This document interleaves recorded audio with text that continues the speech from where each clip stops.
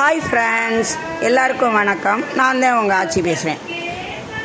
கடந்த புரட்டாசி மாதம் கோட்டையூர் ராமாயண வீட்டில் அருள்மிகு ராமபிரானுக்கு திருமுடி சூடல், அதாவது ஸ்ரீராமனுக்கு பட்டாபிஷேகம் 79வது ஆண்டாக மிக சிறப்பாக நடைபெற்றது.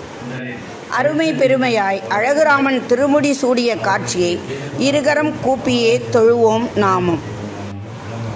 பட்டாபிஷேக தினத்தன்று தமிழ்கடல் வர்ணனை சக்கரவர்த்தி டாக்டர் தேவகோட்டை ராமநாதன் அவர்கள் ராமகாதை காட்டும் ஞானப்பாதை என்ற தலைப்பில் மிக அருமையாக இராமாயண சொற்பொழிவு நிகழ்த்தினார்கள்.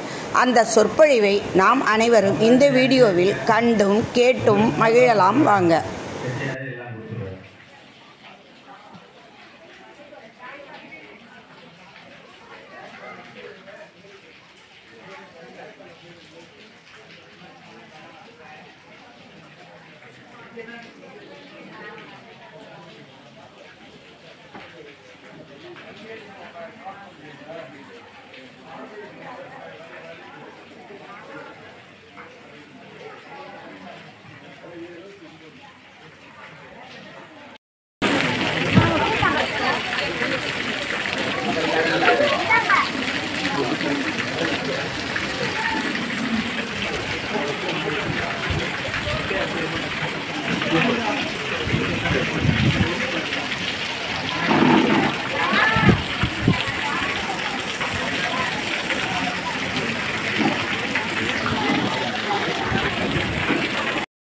அல்லது அபிஷேகம், கும்பாபிஷேகம் என்று சொன்னால் அந்த இடத்திலே மழை பெய்ய வேண்டும் என்பது நம்முடைய நியதி மரபு.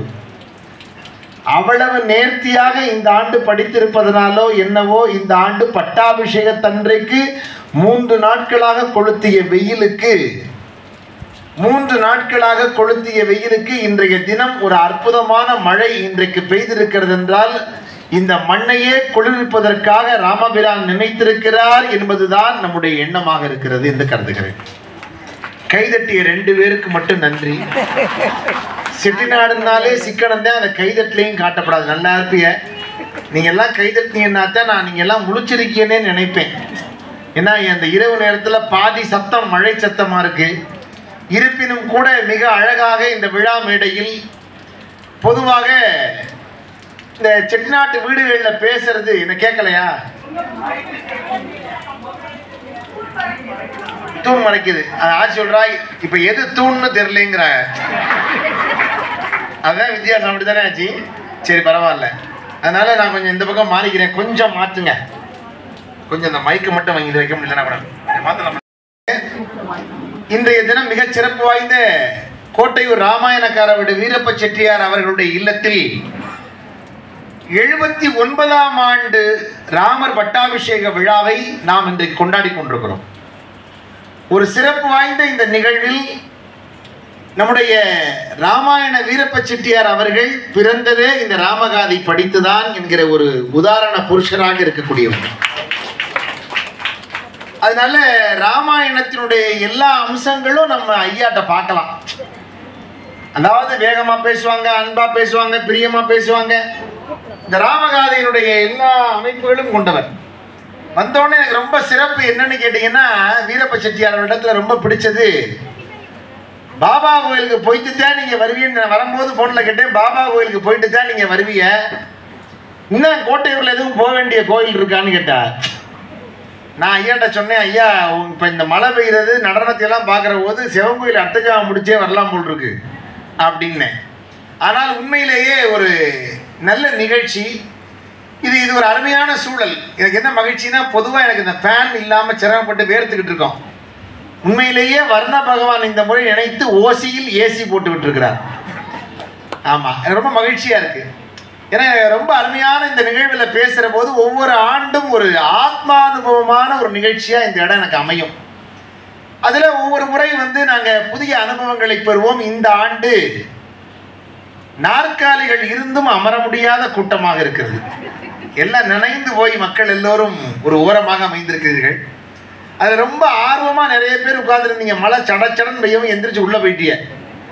ஆனால் ரொம்ப மகிழ்ச்சி என்னன்னா, பொதுவாகவே இந்த மழை பெய்வது என்பதை இந்த மண்ணையே புனிதமாக்குகிற நிகழ்ச்சி என்று நம்முடைய பெரியவர்கள் கருதினார்கள். இந்த நீர் என்பது மிகச்சிறந்த ஒரு தூய்மைக்கான பொருளாக, ஒரு மிகச்சிறந்த ஒரு பஞ்சபூதங்கள்ல மிகச்சிறந்த ஒரு அருட்கடத்தியாக செயல்பட்டது. அதனாலதான் நெருப்பை வளர்த்தார்கள். வயிற்றிலிருந்து மந்திர ஒலிகளை காற்றின் மூலமாக மந்திரங்களை சொன்னார்கள். ஆகாயத்தில் இருக்கிற இறை சக்தியை இறக்கினார்கள். மண்ணிலே ஆலயங்களை கட்டினார்கள்.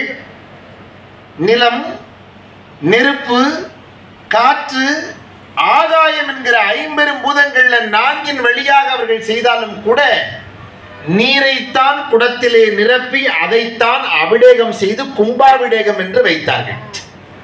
நீருக்கு அந்த சிறப்பை கொடுத்தார்கள். ஏனென்றால் ஒரு துளி நீரிலே பிறக்கிறோம், ஒரு துளி நீரிலே நம்முடைய வாழ்வை நிறைவு செய்து கொள்கிறோம். அதை சிந்திக்கிறவர்களுக்கு அது தெளிவாக தெரியும். இன்றைக்கு ராமகாதை காட்டும் ஞானப்பாதை என்கிற தலைப்பில் நான் பேச வேண்டும் என்பதற்காகத்தான் இந்த ஞானத்தினுடைய திறவுகோலாக இன்றைய மழை பெய்திருக்கிறது என்று கருதுகிறேன். காரணம், பொதுவாக மழை பெய்வது என்பது ஒரு மிகச்சிறந்த ஒரு நேர்மறையான அறிகுறி. அதுல ராமாயணம் எவ்வளவு நேர்மறையான ஞானத்தை காட்டியிருக்கிறது என்று உங்கள் முன்பு பேச வழிகிறேன். மிகச் சிறப்பான இந்த விழாவிலே அறிமுக உரை ஆற்றியிருக்கிற அறிமுக உரை அண்ணன் திரு முத்தியா செட்டியார் அவர்கள் நான் கன்றமாணிக்கத்தில் பெற்ற விருதை பற்றி குறிப்பிட்டார்கள். உலகத் தமிழ் பறவை என்கிற விருதை அவர்கள் மிக சிறப்பாக வாழ்த்தி சொன்னார்கள். மகிழ்ச்சியாக இருக்கிறது. காரணம், தமிழ் சார்ந்து இயங்குகிறவர்களுக்கு பெரிய அரசு போன்ற மரியாதைகள், விருதுகள் ஒரு சார்பாக இருக்கிறவர்களுக்கு, அரசு சார்ந்து துதிபாடுகிறவர்களுக்கு அமைந்து விடுகிறது. ஆனால் உண்மையில் பக்தி இலக்கியம் சார்ந்து பல்வேறு சமூக பண்பாட்டு கருத்துக்களை விதைக்கிறவர்களுக்கு உண்மையில் ஆன்மீக பக்த நெஞ்சங்களாக இருக்கிற நீங்கள் தருகிற கரவொலிதான் மிகச்சிறந்த விருது என்று நான் கருதுகிறேன். நீங்கள் தருகிற பாராட்டை விட மிகச்சிறந்த விருது உலகத்தில் வேறு ஒன்றும் இல்லை. ரொம்ப மகிழ்ச்சி என்னன்னா, இந்த இடத்துக்கு வந்தோடனே இப்படி ஓரமா நின்று பேசல, அங்கிருந்து உங்களை தெரியல, இந்த ஓரமா வாங்கன்னு கேட்டீங்க பாருங்க. அப்ப அந்த நிகழ்ச்சியை கேட்கிற ஆர்வத்தில் நீங்க இருக்கிற மகிழ்ச்சி இருக்கே, அதான் ரொம்ப சந்தோஷம். இப்படிதான் ஒரு நிகழ்ச்சியில பாக்குற போது ஒரு ஆச்சியின் செட்டியார என்னைய பார்த்தாங்க. பக்கத்துல இந்த செட்டியாரை பார்த்து ஆச்சி கேட்டா, தம்பியை தெரியுதான்னு நீங்க கேட்ட மாதிரி. நான் பகல்லே தெரிய மாட்டேன், கலர் அப்படி. அப்ப அந்த ஆட்சி பக்கத்துல செட்டியாரை பார்த்து பகல் தெரியாதானோன்னு அவரு தெரியாத மாதிரி முழிச்சார். எப்பவுமே எல்லாம் தெரிஞ்சாலும் கணவன்மார்கள் தெரியாத மாதிரி முழிக்கணுங்கிற தத்துவத்தை அவர் சொல்றார். இப்ப சனிக்கிழமை சன் டிவி அஸ்தபோதியார்ல வருவேன். அந்த ஆட்சி சொல்றாங்க, தம்பிதான் சனிக்கு சனி வரும்னா. இதை எப்படி நான் எடுத்துக்கிறது? தம்பிதான் சனிக்கு சனி வரும்னா என்னன்னு அர்த்தம்? அப்படி ஒரு அற்புதமா பேசக்கூடியவர்கள் செட்டிநாட்டு ஆட்சிமார்கள். அவர்கள் முன்பாக ஒரு நிகழ்வில் அப்பச்சிமார்கள், ஆட்சிமார்கள் எல்லோரும் கூடியிருக்கிற சபையில் கோட்டையூரில் மிக சிறப்பான இந்த நிகழ்வில் பேசுகிற வாய்ப்பு எனக்கு அமைந்திருக்கிறது என்றால் உண்மையிலேயே மிகுந்த மகிழ்ச்சியாக நான் கருதுகிறேன். பேச முடிகிற வரையும் மேலே ஏறாம உங்களோட இருக்கணும்னு நினைக்கிறேன். அந்த வாய்ப்பு எனக்கு அமையட்டும். கொஞ்ச நேரத்துக்கு அப்படி ரொம்ப நல்ல காட்சியா இருக்கு. அதனால ரொம்ப மகிழ்ச்சியான விஷயம் என்ன அப்படின்னா, கோட்டையூர் என்று சொன்னாலே செல்வ கோட்டையூர் என்று சொல்லுகிற தன்மை இந்த மண்ணுக்கு உண்டு. பாடுவார் முத்தப்பர் வாழ்த்தி பாடிய 76 ஊர்ல ஒரே ஊர் இந்த கோட்டையூர் மட்டும்தான்.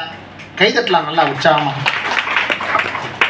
பாடுவார் முத்தப்பர் வாழ்த்தி பாடிய ஒரே ஒரு ஊர் என்றால் பொன் மூட்டையுடன் வருவர் கொண்டு என்று எழுதிய கோட்டையூர் பெருமக்கள் கொண்டு விட்டு சென்று வந்த ஏட்டையெல்லாம் கண்டு இயம்பினோம். கொண்டு விட்டு சென்று வந்த ஏட்டையெல்லாம் கண்டு இயம்பினோம். அவர்கள் பொன் மூட்டையுடன் வருவர் கொண்டு என்று வெண்பாவால் பாடி வாழ்த்திய செட்டிநாட்டினுடைய ஊர் என்றால் அது கோட்டையூர். அதனால் தான் இங்க இருக்கிற பெருமக்கள் செல்வ செழிப்பிலே திளைக்கின்ற பெருமக்களாக நிறைய பேர் இருப்பதை பார்க்க முடிகிறது. அந்த வகையில் ஒரு அருமையான இந்த மண்ணிலே ஒரு ஊர்ல சிவன் கோயில்னு இருந்தா அந்த கோயிலுக்கு எய்த்தாப்புல ஊர் இருக்கக்கூடாது. அப்படி ஒரு ஊர் இயற்கையாகவே அமைய பெற்று சிவன் கோயிலுக்கு பின்னால் செட்டிநாட்டு வீடுகள் அமைய பெற்றிருக்கிற ஒரு அற்புதமான ஊர் என்றால் அது இந்த கோட்டையூர் தான். இவற்றையெல்லாம் நம்முடைய காஞ்சி பெரியவர் மிக சிறப்பாக குறிப்பிடுவார். ஒரு முறை பள்ளத்தூருக்கு காஞ்சி பெரியவர் வந்தார். சொன்னார் காஞ்சி பெரியவர், இந்த ஊர்ல பெருமாள் கோயிலும் சிவன் கோயிலும் ஒரே பக்கமா இருக்கு, அப்படி இருக்கக்கூடாது, பெருமாள் கோயிலை கொண்டாந்து ஊரை பார்க்கிற மாதிரி கட்டுங்கன்னு. அதனால பெருமாள் கோயிலை கொண்டாந்து சாலை, பேருந்து போகிற சாலையில இந்த பகுதியில் கட்டி ஊரை பார்க்கிற மாதிரி கட்டினார்கள். அதற்கு பிறகு பள்ளத்தூருக்கு வளர்ச்சி உண்டானதாக நம்முடைய பெரியவர்கள் சொல்வார்கள். அப்படி பெருமாள் ஊரை பார்க்க வேண்டும், சிவன் ஊரை பார்க்க கூடாது என்பது நம்முடைய மரபு. அந்த விதத்திலே இந்த ஊரிலே சிவனுக்கு பின்னால் ஒரு அற்புதமான ஒரு ஊர் அமைப்பு உருவாகி இருப்பதும் ஒரு பாராட்டுதலுக்குரிய விஷயமாக முன்னோருடைய சிந்தனை சிறப்பாக அமைந்திருக்கிறது. அப்படி ஒரு அருமையான காட்சியை பார்க்கிற போது இன்றைய தினம்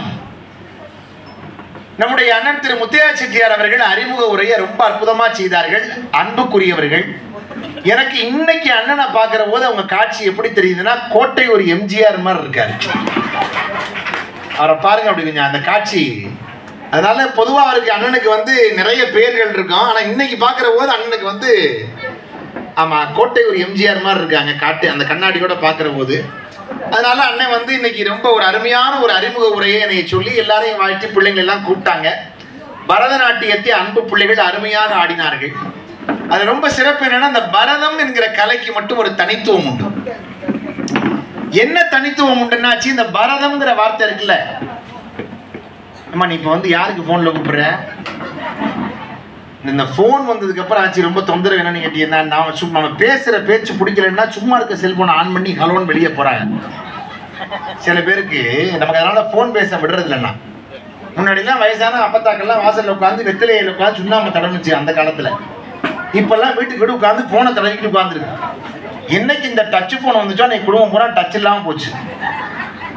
ஆமாம், அதனால வாழ்க்கையில் என்னன்னா, இந்த இடத்துல உட்கார்ந்துருக்கவங்களுக்காக சொல்கிறேன், ஒரு நல்ல ஒரு அருமையான சபையில், நல்ல மண்ணில், நல்ல மக்கள் சூழ்ந்திருக்கிற அவையில் இன்றைய தினம் ராமகாதையினுடைய மிகச்சிறந்த முக்கியமான இடங்கள்ல ராமகாதை காட்டும் ஞானப்பாதை என்கிற தலைப்பில் பேசுவதற்காக வீரப்ப செட்டியார், கமலாட்சி ரெண்டு பேரும் ஒரு அற்புதமான தம்பதிகள். உண்மையிலேயே இப்படி ஒரு தம்பதிகள் உண்மையிலே கமலாட்சி மாதிரி ஒரு குணவதியை பார்க்க முடியாது. நல்ல கரவொலி கொடுக்கலாம். ஒரு எக்ஸ்ட்ரீம், அதை இதுக்கு மேல சொல்ல முடியாது, நான் இவ்வளவுதான் சொல்ல முடியும். அதாவது அவ்வளவு ஒரு குணவதி, எல்லாவற்றுக்கும் பொறுமையாக இருந்து அன்பு பிள்ளைகளை வளர்த்து இன்றைக்கு மிகச்சிறந்த குடும்பமாக இந்த இதே அமைப்பை உருவாக்கி இருக்கிற ஆட்சி அவர்களுக்கு அரங்கம் நிறைந்த கரவொலியை வாழ்த்தாக கொடுக்க வேண்டும். வாய்ப்பு இருக்கவங்க அபிதான சிந்தாமணின்னு ஒரு நூல் இருக்கு, யாருக்காவது இருந்தா வாங்கி பாருங்க, இல்ல என்சைக்ளோபீடியால டவுன்லோட் பண்ணி பாருங்க. அபிதான சிந்தாமணின்னு ஒரு நூல் இருக்கு. ஐயா இன்னைக்கு ஒரு விஷயம் சொல்ல போறேன். வீரப்பையா, நான் மட்டும் இங்க இருப்பேன், நீங்க அங்க இருப்பீங்களா? சொல்லுக்கு என்ன பொருள் அப்படின்னு இருக்கும், இல்ல அவங்கள பத்திய குறிப்புகள் இடம்பெற்றிருக்கும். அதுல ஒரு செய்தி ஒன்று வருகிறது, ரொம்ப ரொம்ப சிறப்பான செய்தி இடம்பெற்றிருக்கிறது. என்ன செய்தின்னா, நாட்டுக்கோட்டை செட்டியார்களை பற்றி ஒரு குறிப்பு அதுல வருது. கிட்டத்தட்ட ஒரு 80-90 ஆண்டுகளுக்கு முன்பு அந்த குறிப்பு வருகிறது. என்ன குறிப்பு அதுல இருக்குன்னா, நாட்டுக்கோட்டை செட்டிமார்கள் தங்களை விட வயதில் மூத்த பெண்களை திருமணம் செய்து கொள்வது அவர்களின் மரபு என்று எழுதி வைக்கப்பட்டிருக்கிறது. அப்பொழுது வந்த பிறகுதான் பார்த்தேன், வீரப்ப செட்டியார் அவர்கள் வயது 79, கமலாட்சி அவர்கள் சதாபிஷேகம் கண்டவர் என்கிற சிறப்பை பார்க்கிற போது, அந்த வயதில் மூத்தவராக அந்த காலத்து மரபின் அடிப்படையில் திருமணம் செய்ய பெற்றாலும் கணவனோடு மிகச்சிறந்த குடும்ப வாழ்க்கையை எதிர்கொண்டு அன்பு பிள்ளைகளை வளர்த்து இன்றைக்கு மிகச் சிறப்பாக இந்த குடும்பத்தை மேலாக்கி இருக்கிறார் என்றால், அன்பு பிள்ளைகள் அண்ணன் திரு துபாய் அழகப்பன் அவர்கள், அன்பு சகோதரர் திரு ராமசாமி அவர்கள், அன்புக்குரிய அண்ணன் திரு செந்தில் அவர்கள், மெய்யப்பன் அவர்கள், அன்புக்குரிய ஆட்சி திரு சீதா ஆட்சி அவர்கள், மிகச்சிறந்த இந்த குடும்பம் எப்படி ராமகாதையில் 4 பிள்ளைகளோ அதே போல 4 பிள்ளைகளாக இந்த இல்லத்தில் வாய்த்து அற்புதமாக ஒரு ராமகாதையை போலவே இந்த இல்லத்தினுடைய சிறப்புகள் மேலோங்கி வந்து கொண்டிருக்கிற காட்சியை பார்க்கிறோம் என்றால், உண்மையில் இது இன்றைக்கு ராமனுக்கு மட்டும் பட்டாபிஷேகம் அல்ல, வருகிற 80ஆம் ஆண்டு விழாவை நோக்கி இந்த குடும்பத்திற்கே இது ஒரு பெரிய ஒரு சிறப்பான ஒரு மங்களகரமான விழாவை எதிர்நோக்கி இருக்கிற ஆண்டில் ஒரு பெரிய மகிழ்ச்சிகரமான சுப நிகழ்வை எதிர்நோக்குகிற காரணத்தினால் இந்த பட்டாபிஷேகத்தை இந்த மழை புனிதப்படுத்தி இருக்கிறது. ஒரு சதாபிஷேகத்தை காணக்கூடிய பெருமக்களாக இவர்கள் இருவரும் அடுத்த ஆண்டு இணைய இருக்கிறார்கள். ராமபிரான் அருளால் அரங்கு நிறைந்த வாழ்த்துக்களால் நம்ம அவர்களை வாழ்த்துகிறோம். பட்டாபிஷேகத்தை நாம் காண இருக்கிற இந்த சூழலில் ஒரு சதாபிஷேகம் தம்பதியர்களை நாம் காணும் ஒரு எதிர்நோக்கக்கூடிய ஒரு நிகழ்வை நோக்கிய தருணத்தில் பெருமக்கள் எல்லோரும் ஆவலோடு கேட்கிற இந்த தருணத்தில் இந்த ராமாயணத்துல பல்வேறு சிறப்புகள் உண்டு. ராமாயணம் என்று சொன்னாலே ராம மந்திரத்துக்கு அவ்வளவு பெரிய சிறப்பு உண்டு. இந்த ராம மந்திரத்தை சொல்றது, ராமகாதையை சிறப்பிக்கிறதுக்கு ரொம்ப பெரிய பெருமை உண்டு. எப்பவுமே நாம நினைக்கிற விஷயம் நடக்காது, நடக்கிற விஷயம் நாம நினைக்கிற மாதிரி இருக்காது. இப்ப உதாரணம் சொல்லுவோம், உங்களுக்கு ரொம்ப ஆசையா ராமாயணம் கேட்போம்னு இந்த சேர்ல உட்கார்ந்து எல்லாரும். இப்ப நீங்க எல்லாம் அங்க போயிட்டீங்க, கடைசியா வந்தவங்க ராஜா மாதிரி உட்கார்றாங்க. ராமாயணத்துல ராமனுக்கு பட்டம் சூட்டணும்னு நினைச்சாங்க, ஆனா நடக்கலையே. நாக்காளி கிடைக்கலையே அவனுக்கு, கிடைக்கல நாக்காளி அவனுக்கு, கிடைக்கல. காட்டுல இருந்துச்சு நாக்காளி அவனுக்கு, ஆனா நாட்டோட நாக்காளி யார்கிட்ட கிடைச்சது. ஆனா அவன் அந்த பட்டத்தை ஏத்துக்கிட்டானா? இல்ல. அண்ணனுடைய பாதுகையை கொண்டாந்து வச்சு அந்த நாட்டை ஆண்டான். அப்ப ராமகாதை காட்டுகிற ஞானப்பாதை என்றால் விருப்பம் என்பது வேறு, நடப்பு என்பது வேறு. விருப்பம் என்கிற ஒன்று மிக சிறப்பாக இருந்தால் கூட நடக்கிற வாழ்வையை யார் விருப்பத்தோடு அந்த வாழ்வை ஏற்றுக்கொள்கிறார்களோ அதுதான் வெற்றிக்கான அடையாளம் என்று சொல்வதுதான் ராமகாதை. இன்னைக்கு எல்லாரும் இதை ஏற்றுக்கொண்டு இந்த இடத்துல அமர்ந்திருக்கிறோம், மகிழ்ச்சியா கேட்கிறோம், சந்தோஷமா இந்த இடத்துல அமர்ந்து கேட்கிறோம். கிடைச்ச இடம் போதும், இந்த மழைக்கு அது பரவாயில்ல, இப்ப அதுக்கு இது பரவாயில்லன்னு இருக்கோம். இதானேங்க வாழ்க்கை. அந்த சந்தோஷமான சூழல்ல இன்றைக்கு கோட்டையூரில் நாட்டுக்கோட்டை நகரத்தார் பெருமக்கள் எல்லா ஊர்களையும் ராமாயணம் சொல்றாங்க. கோட்டையூர்ல ஐயா வீட்டில் ராமாயணம் சொல்றது ரொம்ப சிறப்பு. ஏன்னா நாகமே இந்த இடத்தில் தான் ராமர் படம் வைக்க வேண்டும் என்று காட்டிய ஒரு அருமையான வரலாற்று சிறப்பு. செட்டிநாட்டிலேயே நாகம் படம் வைப்பதற்கு அது படமெடுத்தாடிய இடம் இந்த கோட்டையூர் ராமாயண வீரப்ப செட்டியார் வீட்டில் தான். இதெல்லாம் கரவழி கொடுக்கலாம். எத்தனையோ வீடுகள்ல நான் வரலாறு கேட்டுட்டே வர்றேன். ஆனா இப்படி மேலதாளம் வாசிக்கிற போது இப்படி நாகம் இந்த இடத்துல வைங்கன்னு சொல்லி ஒரு அருட்காட்சி கொடுத்துருக்குன்னா பெரிய அருள் வரலாறு. இதை பார்க்கிற போது செட்டிநாட்டில் சிறப்பு வாய்ந்த ராமாயணம் படிக்கக்கூடிய வீடுகள் நிறைய இருக்கு. 182 வருஷமா ஒரு வீட்டில் படிக்கிறாங்க, ஒரு வீட்டில் 200 வருஷத்துக்கு மேல படிக்கிறாங்க. கேட்கும் போது ஆச்சரியமா இருக்கு. ஆச்சரியம் என்ன அப்படின்னா, அன்னைக்கு கேள்விப்பட்ட போது கீழச்சிவல்பட்டியில் ராமாயணம் படிச்சுக்கிட்டு இருந்தவங்க ராமாயணம் படிச்சு என்ன பிரார்த்தனைக்காக படிச்சாங்களோ அந்த பிரார்த்தனை நிறைவேறிடுச்சு. உடனே அந்த படத்தை கொண்டு நாட்டரசங்கோட்டை கண்ணாத்தா கோயிலில் 60 வருஷத்துக்கு முன்னாடி வைப்போம்னு வந்துட்டாங்க. அப்ப அந்த ஊர்ல ஒரு ஆட்சி வீட்டுல பிள்ளையே பிறக்கால வரிசையா பிள்ளை கூட்டியிருக்காங்க. அந்த ஆட்சி நமக்கு மாமனாரும் பிள்ளை வந்தவர், நம்ம வீட்டுக்காரரும் பிள்ளை வந்தவர், நம்ம மகனும் பிள்ளை வந்தவங்க, பிள்ளையே பிறக்கலையே, ஒரு பிள்ளை பிறக்காதா, 3 தலைமுறையா பிள்ளை இல்லையேன்னு தண்ணி தூக்குறதுக்காக கண்ணாத்தா கோயிலில் போய் எப்பவும் குளிச்சு கண்ணாத்தாவில் எய்த்தாப்புல உள்ள தீர்த்தத்து குளத்துல தண்ணி எடுத்துட்டு வந்துதான் சமைப்பார்கள். அந்த காலத்துல தண்ணி கூட எடுத்துட்டு அந்த ஆட்சி போயிருக்கு. படத்தை எடுத்துக்கிட்டு கிளச்ச விட்டி ஆளுக வந்திருக்காங்க. அந்த ஆட்சி என்ன இப்படி படத்தோட வரையில இல்லை, நாங்கள் பிரார்த்தனை நல்லபடியாக முடிஞ்சு இந்த அம்பாள் கோயிலில் இங்கே வச்சுட்டு போவோம்னு வந்தோம், அந்த படத்தை கோயிலில் கொடுப்போம்னு நினைக்கிறோம். இப்போ அந்த ஆட்சி கேட்டாங்களாம், எங்களுக்கு ஒரு பிரார்த்தனை இருக்குது, இந்த படத்தை தாரிலாம் நாங்கள் வீட்டில் படிக்கிறோம், நல்லா எடுத்துக்கங்கன்னு அங்கே கொடுத்தாங்களாம். கொண்டாந்து வைத்து அவர்கள் படித்த அடுத்த ஆண்டே அந்த வீட்டில் குழந்தை பிறந்தது என்பது ராமகாதையினுடைய வெற்றி. ரொம்ப ஆச்சரியங்களை ராமர் செய்திருக்கிறார். என்ன காரணம்? ராமன் என்றால் சத்தியம், ராமன் என்றால் ராமனுடைய பிறப்பு என்றால் அது அறத்தின் பிறப்பு, தர்மத்தின் பிறப்பு. ராமனுடைய வாழ்க்கை என்றால் அது அறத்தின் வாழ்க்கை, தர்மத்தின் வாழ்க்கை. ராமனுடைய வெற்றி என்றால் அது அறத்தின் வெற்றி, அது தர்மத்தின் வெற்றி. அதனாலதான் இந்த அருமையான காதை சொல்லக்கூடிய தத்துவங்கள் ஒரு சிறப்பு வாய்ந்த தத்துவமாக இருக்கு.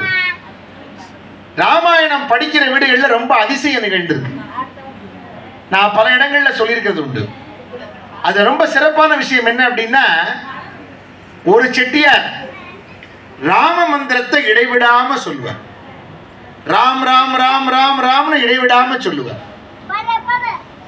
சின்ன வயசுல இருந்தே அவருக்கு ராம மந்திரத்தை சொல்லி பழகிட்டாங்க அவங்க தாயார். ராமான்னு சொல்லுப்பா எதுனாலும், நன்மையும் செல்வமும் நாழுமே நல்குமே, திண்மையும் பாவமும் சிதைந்து தேயுமே, சென்மமும் மரணமும் இன்றி தீருமே, இம்மையே ராமா என்ற 2 எழுத்தினால். ராமான்னு சொன்னா எல்லாம் கிடைக்கும். ஸோ ரொம்ப சந்தோஷம்னா ராமானே பழகியிருக்கார். ஒரு முறை இந்த கப்பல் வியாபாரத்தில் முதல்ல சரக்குகள் எல்லாம் நல்லா நிறைய வாங்கி பர்மாவிலிருந்து ஊருக்கு அனுப்பிட்டார். நாகப்பட்டினத்தில் அடுத்த ஆள் வாங்கி ஊருக்கு கொண்டாந்து சேர்க்க போறார் செட்டிநாட்டில். இவர் ஒரு கப்பலில் வர்றாரு, பயணிகள் வரக்கூடிய கப்பலில், சரக்கு கப்பலில் பொருள் வந்துருச்சு. இவர் வரக்கூடிய கப்பலில் ஏறி வராரு. நடுக்கடலுக்குள்ள புயல் வந்துருச்சு. எல்லாரும் ஐயோ அம்மான்னு கத்துறாங்க. இவர் ஒருத்தர் மட்டும் எல்லா கதையை கரெக்டாக கண்ணு ஃபாலோ பண்றியாச்சு. நான் அப்படித்தான் ஒரு ஊர்ல செல்வத்துள் செல்வம் இன்னும் அவ்வளவு பேரும் படிச்சிருக்கிய. நான் படிக்காத ஊர்லயே பேசுறாள், படிச்சு பரவாயில்லைங்க. அன்னைக்கு ஒரு ஊர்ல போய் கொப்பனவாட்டி பக்கத்துல சொன்னேன் செல்வத்துள் செல்வம்னே. ஒரு ஆட்சி எந்திரிச்சு திருமதி செல்வம்னு. அங்க பேச முடியாது. நல்ல கேட்கிற மக்கள் நம்மளோட ஒன்றி வரணும் பாருங்க. நல்ல செய்தியை கேட்கறதுனால சொல்றேன் பாருங்க. அந்த இடத்துல அந்த செட்டியார் தன்னுடைய பெரிய இக்கட்டு, எல்லாரும் வெவ்வேறு வார்த்தைகளை சொல்லி அந்த இடத்துல பேசுகிறார்கள். ஆனால் இவர் ஒருத்தர் மட்டும் ராமா ராமான்னார். ஆனா ராம மந்திரம் சொல்ல சொல்ல என்ன ஆகுது, அந்த கப்பல் ஒவ்வொரு கட்டையா தனித்தனியா கடல்ல பிரியுது. எப்படி இருக்கும்? இருந்தாலும் அவர் பயப்படல, ராம மந்திரம் சொல்றாரு. உள்ளுக்குள்ள போய் முங்குறாரு, மனசுக்குள்ள ராமாங்கிறாரு, வெளியே வர்றாரு, வாயில ராமாங்கிறாரு. தண்ணிக்குள்ள போயிட்டாரு. ஆனா அவர் கையில ஒண்ணு சிறப்பா அந்த ராம மந்திரம் சொன்னதால ஒண்ணு கிடைச்சது. அந்த கப்பல்ல உள்ள ஒரு பலகையில உள்ள கம்பி வளையத்தோட கிடைச்சிருச்சு, மரக்கட்டையோட. அதை பிடிச்சுக்கிட்டாரு. அப்படியே பிடிச்சுக்கிட்டு அப்படியே தண்ணிக்குள்ள இருக்காரு. ஆண்டவா நீதான் காப்பாற்றணும் ராமான்னு கட்டையில ஒரு பக்கத்துல அப்படி ஏறி பிடிச்சுக்கிட்டாரு. ஆனா இவருடைய உடல் எடை தாங்காம தண்ணி உள்ள அமுக்குது இவரை. அப்பதான் பார்த்தா ராமா ராமா ராமா ராமாங்கிறாரு. திடீர்னு கடலுக்குள்ள எங்கிருந்தோ ஒரு அனுமாருடைய வடிவமாக இருக்கிற குரங்கு ஒரு புறத்திலே வந்து அந்த எடையை சம்மாக்கிறதுக்கு வந்து அமர்ந்துதான். அப்படியே கரை ஒதுங்கி அந்த மரத்தின் வழியாக தானே கரையில் ஒதுங்கி செட்டியார் வந்து சேர்ந்து சொந்த ஊருக்கு பத்திரமா வந்துட்டார். 150 வருஷத்துக்கு முன்னாடி நடந்த உண்மை நிகழ்ச்சி. நான் சும்மா ஒரு கதைக்காக சொல்லலை. இன்னைக்கு அந்த வீட்டில் நீங்க அந்த நிகழ்ச்சியை சொல்ற சரித்திர சான்றுகள் இருக்கு. அந்த செட்டியார் வந்து மூணாக்கினா கிருஷ்ணப்ப செட்டியார்னு பேரு, வைரவன் கோயிலை சார்ந்தவர். வீட்டுக்கு வந்தாராம். சரக்கு கப்பலும் வந்துருச்சு, செட்டியாரும் வந்து சேர்ந்துட்டாரு, பொருளும் வீட்டுக்கு வந்துருச்சு. பத்திரமா அந்த ராமன் தான் கொண்டாந்து என்னை சேர்த்தான்னு கொண்டாந்த பொருளை வச்சு வீடு கட்ட போறாரு. முதல்ல வீடு, பெரிய வீடு. அப்ப 200 வருஷத்துக்கு 150 வருஷத்துக்கு முன்னாடி பெரிய வீடு. அந்த வீட்டுல 1/4 பகுதியை ராமருக்காக ஒதுக்கி, 3/4 பகுதியை தன் பிள்ளைகளுக்கு ஒதுக்கி, 1/4 பங்கு ராமனுக்காக கோவிலை வீட்டிற்குள்ளேயே கட்டி வைத்தார் அந்த செட்டியார். இன்னைக்கு அந்த வீட்டுல ராமாயண பட்டாபிஷேகம் நிகழ்த்துகிறார்கள். ஒவ்வொரு ஆண்டும் அந்த பங்காளிகள் வீட்டுக்குள்ள உள்ளவங்க ஒண்ணு கூடி அந்த வீடு, அந்த செட்டியார் வைரவன் கோயிலை சார்ந்த மூணாக்கினா கிருஷ்ணப்ப செட்டியார், அந்த ஊர் கோணாவட்டை சார்ந்த அந்த ஊர்.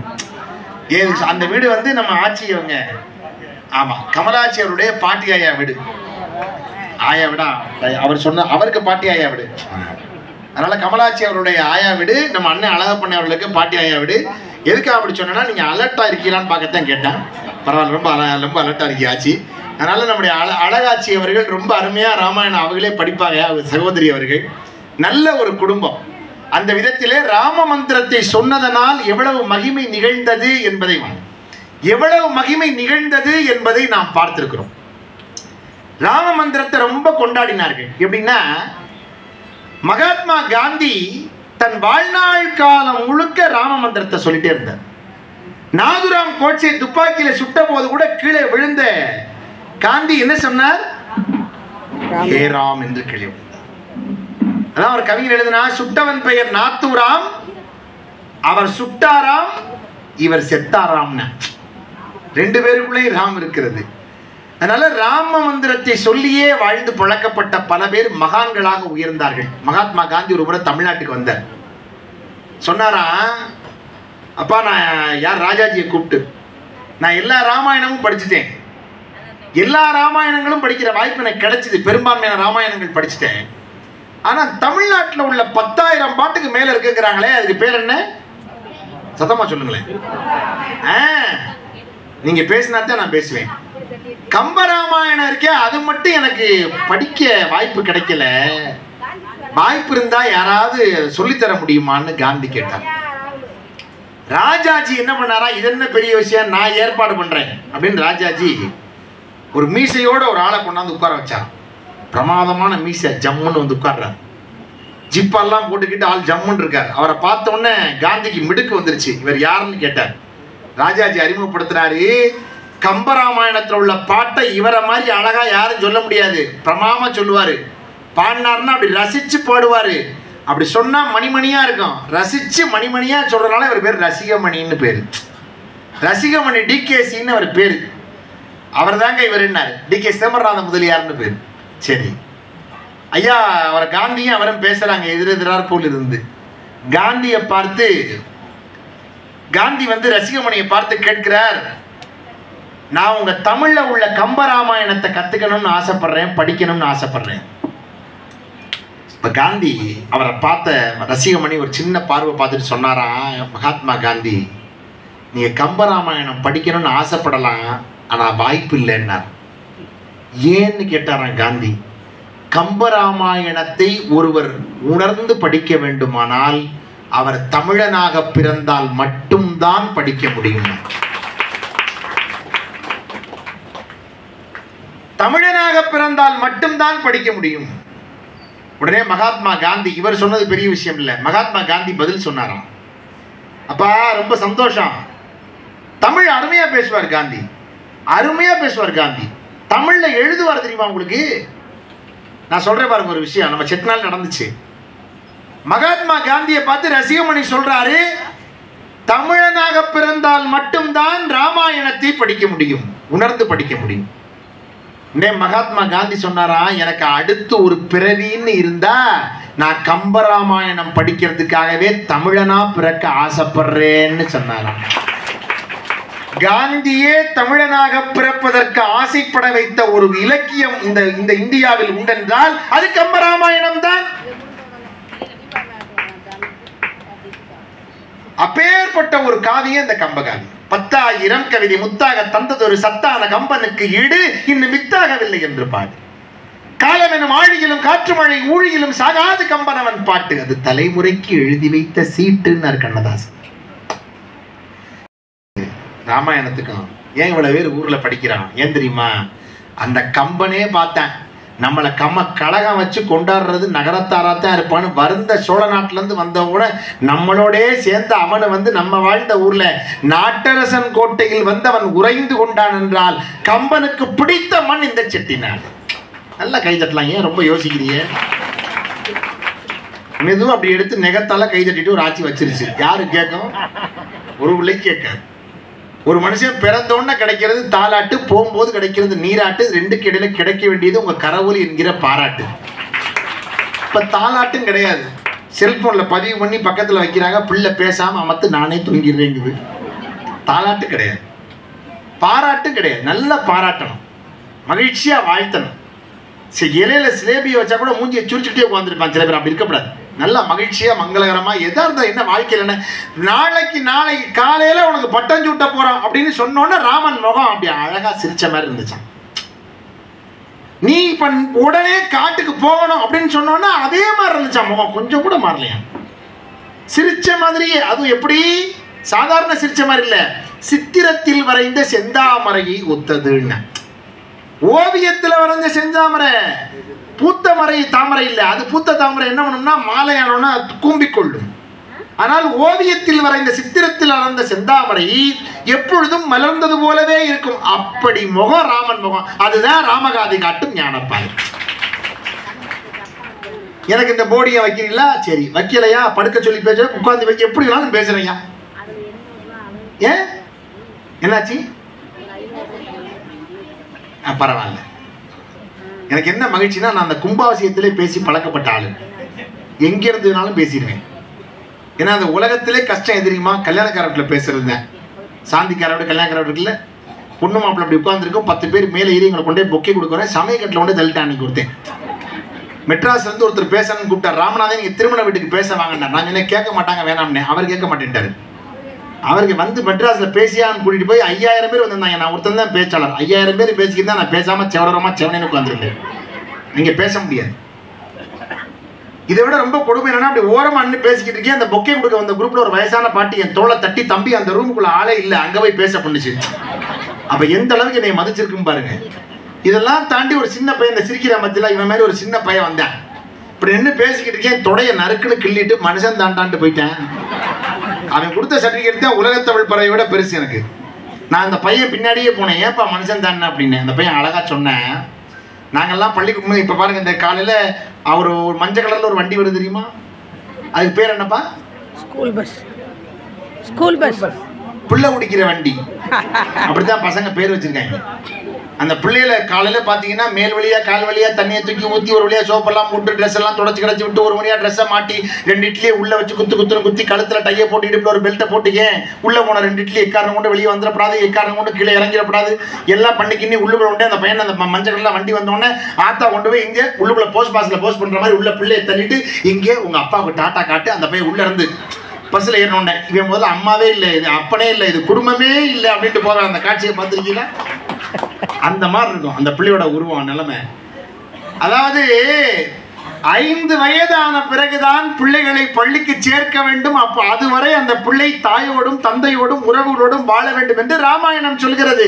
5 வயது வரை ராம, பரத, லக்ஷ்மண, சத்ருக்கணர்கள் தாய் தந்தையோடு நாட்டில் இருந்தார்கள். 5 வயதுக்கு அப்புறம் தான் ஆசிரமத்தில் போய் வசிஷ்டத்தை பயின்றார். நல்ல தத்துவங்களை ராமகாதை சொல்கிறது. ஆனால் இன்னைக்கு குடும்பத்தில் அந்த உறவு இல்லாமல் போகிறதுனால தான் பிள்ளைகள் கொஞ்ச நாள் ஆனோடனே என்னை நீ பார்த்துக்கிட்டியா, நான் உன்னை பார்த்துக்க மாட்டேன், முதியோர் இல்லத்தில் சேர்த்துறேன் எல்லாம் ஆயிடுச்சு. ஆனாலும் கூட ஒரு மிக சிறப்பு வாய்ந்த இந்த ராமகாதையினுடைய அந்த மகத்துவம், கம்பகாவியத்தினுடைய மகத்துவம் சிறப்பு. இந்த கம்பரை வந்து ஒரு படமா வரையணும்னு முதல்ல ஆசைப்பட்டாங்க தமிழ்நாட்டில். கம்பரை படமா வரையணும்னு. அப்ப யார படமா வரையலாம் அப்படின்னு நினைக்கிற போது ஒரு உருவத்தை தேர்ந்தெடுத்து இவர் தான் கம்பரா இருக்க சரியான ஆள். இன்னைக்கு கம்மன் கலைஞர்கள்ல கூட ஒரு படம் இருக்கும். அப்படி கால் மேல அப்படி கால் தூக்கி வச்சு ஒரு மீசை வச்சு ஒரு பெரிய ஒரு துண்டு ஒன்று போட்டு அப்படி ஒருத்தர் உட்கார்ந்துருக்கிற மாதிரி கம்பன் படம் இருக்கும். பக்கத்துல ஒருத்தர் உட்கார்ந்து எழுதுற மாதிரி, சட்டை இல்லாத ஒருத்தர் உட்கார்ந்து எழுதுற மாதிரி காட்சி இருக்கும். இது எப்படி உருவானதுன்னா, ரசிகமணி டி.கே. சிதம்பரநாத முதலியாருடைய படம் தான் கம்பனாகவும், அந்த கம்பன் புகழை வளர்த்த சா கணேசன் அவருடைய படம் தான் அங்கே அருகில் இருக்கிற அந்த எழுதக்கூடிய தோற்றத்தில் ஒருவராக உருவாக்க பெற்றுதான் இன்றைக்கு கம்பன் கழகங்கள் தோறும் அந்த படம் வைக்கப்பட்டிருக்கிறது. வரலாற்று செய்தி. அந்த விதத்திலே ஒரு சிறப்பு வாய்ந்த இந்த கம்பகாவியம் முதலாவதாக துவங்குகிற பாடலே, உலகம் யாவையும் தாம் உளவாக்கலும் நிலை பெறுத்தலும் நீக்கலும் நீங்களா அழகிலா விளையாட்டுடையார் அவர் தலைவர் அண்ணவர்க்கே சரணாங்களே. என்ன தத்துவம்னா ஒண்ணு இல்ல, இந்த உலகத்தையே ஆக்குகிறவன், காக்கிறவன், அழிக்கிறவனாக இருக்கிற இறைவன் இருக்கிறானே, அவனுடைய திருவடியை நோக்கி போய் சரணாகதி அடைவதுதான் இந்த ராமகாதையுடைய நோக்கம் என்று சொன்னதுதான் இந்த கம்பகாவியத்தினுடைய மிக பெரும் தத்துவம். மிக பெரும் தத்துவம் சரணாகதி அடையணும். இந்த சரணாகதி அடைகிற தத்துவம், இறைவா நீதான் என்னை காப்பாற்றணும்னு சொல்லி அடையக்கூடிய சரணாகதி. எங்களோட கண் பார்வை தெரியாத ஒருத்தர் பழனிக்கு வந்தார். ரொம்ப சிரமப்பட்டு பழனிக்கு கூட்டிட்டு போனோம். பாட்டு புத்தகத்தில் இருக்கிற பாட்டு பூரா படிச்சு குட்டி போயாச்சு. நேர பழனி மலையில ஏற போற நேரம் படியில ஏறி கையை பிடிச்சி கண் பார்வை தெரியாதவரை மேலே ஏற்றி முருகனை புரகாரம் வந்து நேர சன்னதிக்குள்ள போய் கும்பிடுறதுக்கு ஒரே ஒரு நிமிஷம் இருக்கையில இங்க கூட வந்து ஒருத்தர் கேட்டார், உனக்குத்தான் கண்ணு தெரியாதே, ஏண்டா உயிரை வாங்குற, இங்க வந்து முருகனை பார்க்க முடியாதுன்னார். கண் பார்வை தெரியாதவர் சொன்னார், எனக்கு கண்ணு தெரியாது, முருகனை பார்க்க முடியாது, ஆனா முருகன் என்னைய பார்ப்பேன் இல்லைன்னார். கடவுள் நம்மை பார்ப்பது போல வாழ்வை வைத்துக் கொள்வதுதான் சிறந்த வாழ்வு. கங்காணி இல்லா இடமில்லை காணுங்கால் கங்காணியாக கலந்தெங்கும் நந்தானை கங்காணி கண்டார் களவொழிந்தார் என்று திருமூலர் பாடுகிறார். அதாவது கண்காணிப்பு கேமரா பொருத்தப்பட்டிருக்குன்னு ஒரு வாசகம் போட்டிருக்குன்னா அங்க தப்பு பண்ணாம இருப்பான் சில பேரு. ஆனா உலகத்துக்கே ஒரு கண்காணிப்பு கேமரா இருக்கு. அது யாரு? கடவுள். கங்காணி இல்லை என்று கள்ளம் பல செய்வார். கங்காணியாக கலந்தெங்கும் நின்றாரை கங்காணி கண்டார் களவுளிந்தாரே. கங்காணியாக இருக்கிற கடவுள் இருக்கிறான்னு எவன் இந்த பக்தியை நம்பிட்டானோ, எவன் இறைவன் இருக்கிறான்னு ஆன்மீக உண்மையான ஆன்மீக பாதையில போறானோ, எவன் கடவுள் இருக்குன்னு சாஸ்வதமா நம்புறானோ, அவன் எந்த இடத்திலும் தவறு செய்ய மாட்டான். அவன் தான் உண்மையான பக்தியாள். அதனாலதான் ராமன் போகிற இடங்கள் எல்லாம் தர்மத்தை விதைத்தான். நான் இப்ப உங்களை பார்த்து ஒரு 2 கேள்வி கேட்கிறேன். அச்சி திருப்பதி லட்டா இங்க உள்ள தானே? சரி, அதாவது சிறப்பை பாருங்க. ஒரே ஒரு கேள்வி கேட்கிறேன் உங்களை. கிஷ்கிந்தையினுடைய அரசனாக இருந்தவன் வாலி. அவன் தம்பியோட இந்த மாயாவியோட அரக்கனோட போரிட்டா. உள்ள போனா உள்ள இருந்து ரத்தமா வந்தது. சரின்னு அந்த கல் எடுத்து அடைச்சு வச்சுட்டு அந்த மாயாவி வெளியே வந்தா சிரமம்னு சுக்ரீவன் ஆண்டா. உடனே திரும்ப கல்லை தள்ளிட்டு அண்ணன் வந்து, ஏண்டா என்னை உள்ள வச்சு அடைச்சிட்டியே, இப்படி செய்யலாமான்னு அவன் மனைவியை கவர்ந்து கொண்டு நாட்டை ஆண்டான். ராமன் வந்தான், சுக்ரீவனோட சேர்ந்தான். சுக்ரீவனுக்காக கொடுத்த ஒப்பந்தத்துக்காக வாலிய மறைஞ்சிருந்து யாரு? ராமன். இப்ப நான் உங்களை பார்த்து கேட்கிறேன், கிஷ்கிந்தையினுடைய அரசுரிமை யாருக்குரியது? இப்ப யாருக்கு? வாலிய மறைஞ்சிருந்து வாலி மோட்சத்துக்கு போயிட்டான். இப்ப கிஷ்கிந்தையினுடைய அரசன் யாரு? சத்தமா சொல்லுங்க, இன்னும் சத்தமா சொல்லுங்க. நீங்களே உங்களுக்கே நியாயம் இருக்கா? எங்க ஒருத்தர் அந்த நாட்டில் வந்து போரிட்டு யாரையும் வெல்ல முடியாத வீரனை வந்து கொன்றனா, கொன்றதற்கு பிறகு அந்த அரசுரிமை யாருக்கு வரும்? ஆமா, வீரனுக்கு தானே வரும், ராமனுக்கு தானே வரணும் அந்த அரசுரிமை. ஆனால் அவன் ஏன் சொல்கிறான்? நான் கொடுத்த வாக்கின்படி அவனை கொன்று உனக்கே தருகிறேன் என்று சொன்ன வாக்கை காப்பாற்றியவன் ராமன். அரசுரிமை ராமனுக்கு தான் வரணும். ஏன்? வென்றவன் அவன் அல்லவா? அதே போல ராவணனை வென்றவன் யார்? ராமன். ஆனா அந்த அரசுரிமை யாருக்கு தர்றான்? விபீஷணனுக்கு தர்றான். உண்மையில் ஆண்டிருக்க வேண்டியவன் ராமன் தான். ஆண்டிருக்க வேண்டியவன், இலங்கையை தனக்குத்தானே தன் பகுதியோடு சேர்த்து கொண்டிருக்க வேண்டியவன், தன்னுடைய ஆட்சி எல்லை பகுதிக்குள் சேர்த்து கொண்டு அதற்கும் தானே ஆள வேண்டிய பெருமைக்குரியவன் ராமன். ஆனால் அவ்வாறு செய்யவில்லை. அந்த குடும்பத்திலே பிறந்த ரத்தம் ஒன்று இருக்கிறது, அதையே பட்டம் சூட்ட வேண்டும் என்கிற தர்மத்தை கடைபிடித்ததனால் தான் ராமன் கொண்டாடப்படுகிறான். தர்மம். இப்ப நீங்க எல்லாரும் அழகா கேட்கறதுனால சொல்கிறேன். தசரத மகா சக்கரவர்த்தி ரொம்ப பெரிய அரசன். 60,000 மனைவியர்கள், 3 பட்டத்து ராணிகள். அதுல பெரிய சிறப்பு என்னன்னா, அந்த கைகை, கோசலை, கைகேயி, சுமித்திரை 3 பேர், 3 மனைவியரோட ஒரு ராஜா இவ்வளவு மகிழ்ச்சியா வாழ்ந்திருக்கானா எவ்வளவு பெரிய விஷயம். பெரிய ஆச்சரியம் இல்ல?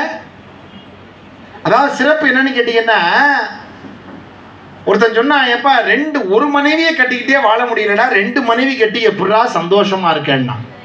அதுக்கு 2 மனைவி கட்டினவன் சொன்னா, 1 மனைவி கட்டினா தாண்டா நம்மளோட சண்டை போடும், 2 கட்டு அது 2 அடிச்சுக்கும் நம்ம நிம்மதியா இருக்கலாம்டான்னா. அவன் தத்துவம் எப்படி இருக்கு பாருங்க. அது மாதிரி 3 மனைவியர்கள் பாருங்க, நீங்க கவனமா பார்க்கணும் இந்த விஷயத்த. கோசலை முதல் மனைவி, 2வது மனைவி கைகேயி, 3வது மனைவி சுமித்திரை, 3 மனைவியர்கள் நிக்கிறாங்க. அந்த அமிர்த பாயாச கலசத்தை கொண்டாந்து பூதம் தருதுங்க. பாச்சி அங்கேருந்து வரும்போது லட்டை எடுத்தாரையில அந்த காட்சி எனக்கு அப்படியே தெரியும். அப்படியே ஆசையா இருந்தது பாருங்க. பெருமாள் படைச்சு நமக்கு தருவாங்க, மாற்றம் இல்லை. அந்த பாயாச கலசத்தை ஏந்தி கொண்டு பூதம் வருகிறது. அதை கையிலே வாங்கிய வசிட்டர் தசரதர் கையிலே கொடுக்க, தசரதர் கோசலை கையிலே கொடுக்க, முதல் மனைவியாக இருக்கிற கோசலை என்ன செய்தா தெரியுமா? இன்னொரு பாத்திரத்தில் சரிபாதியா ஊற்றி, இவ பாதி அவ பாதி சரிபாதி ஊற்றி, அவர்கள் சாப்பிட்டதுல பாதி பாதியை சுமித்திரை கொடுத்தார்கள். இது போல உள்ளம் வருமா? இப்ப இந்த இலக்கியம் எதை சொல்கிறது?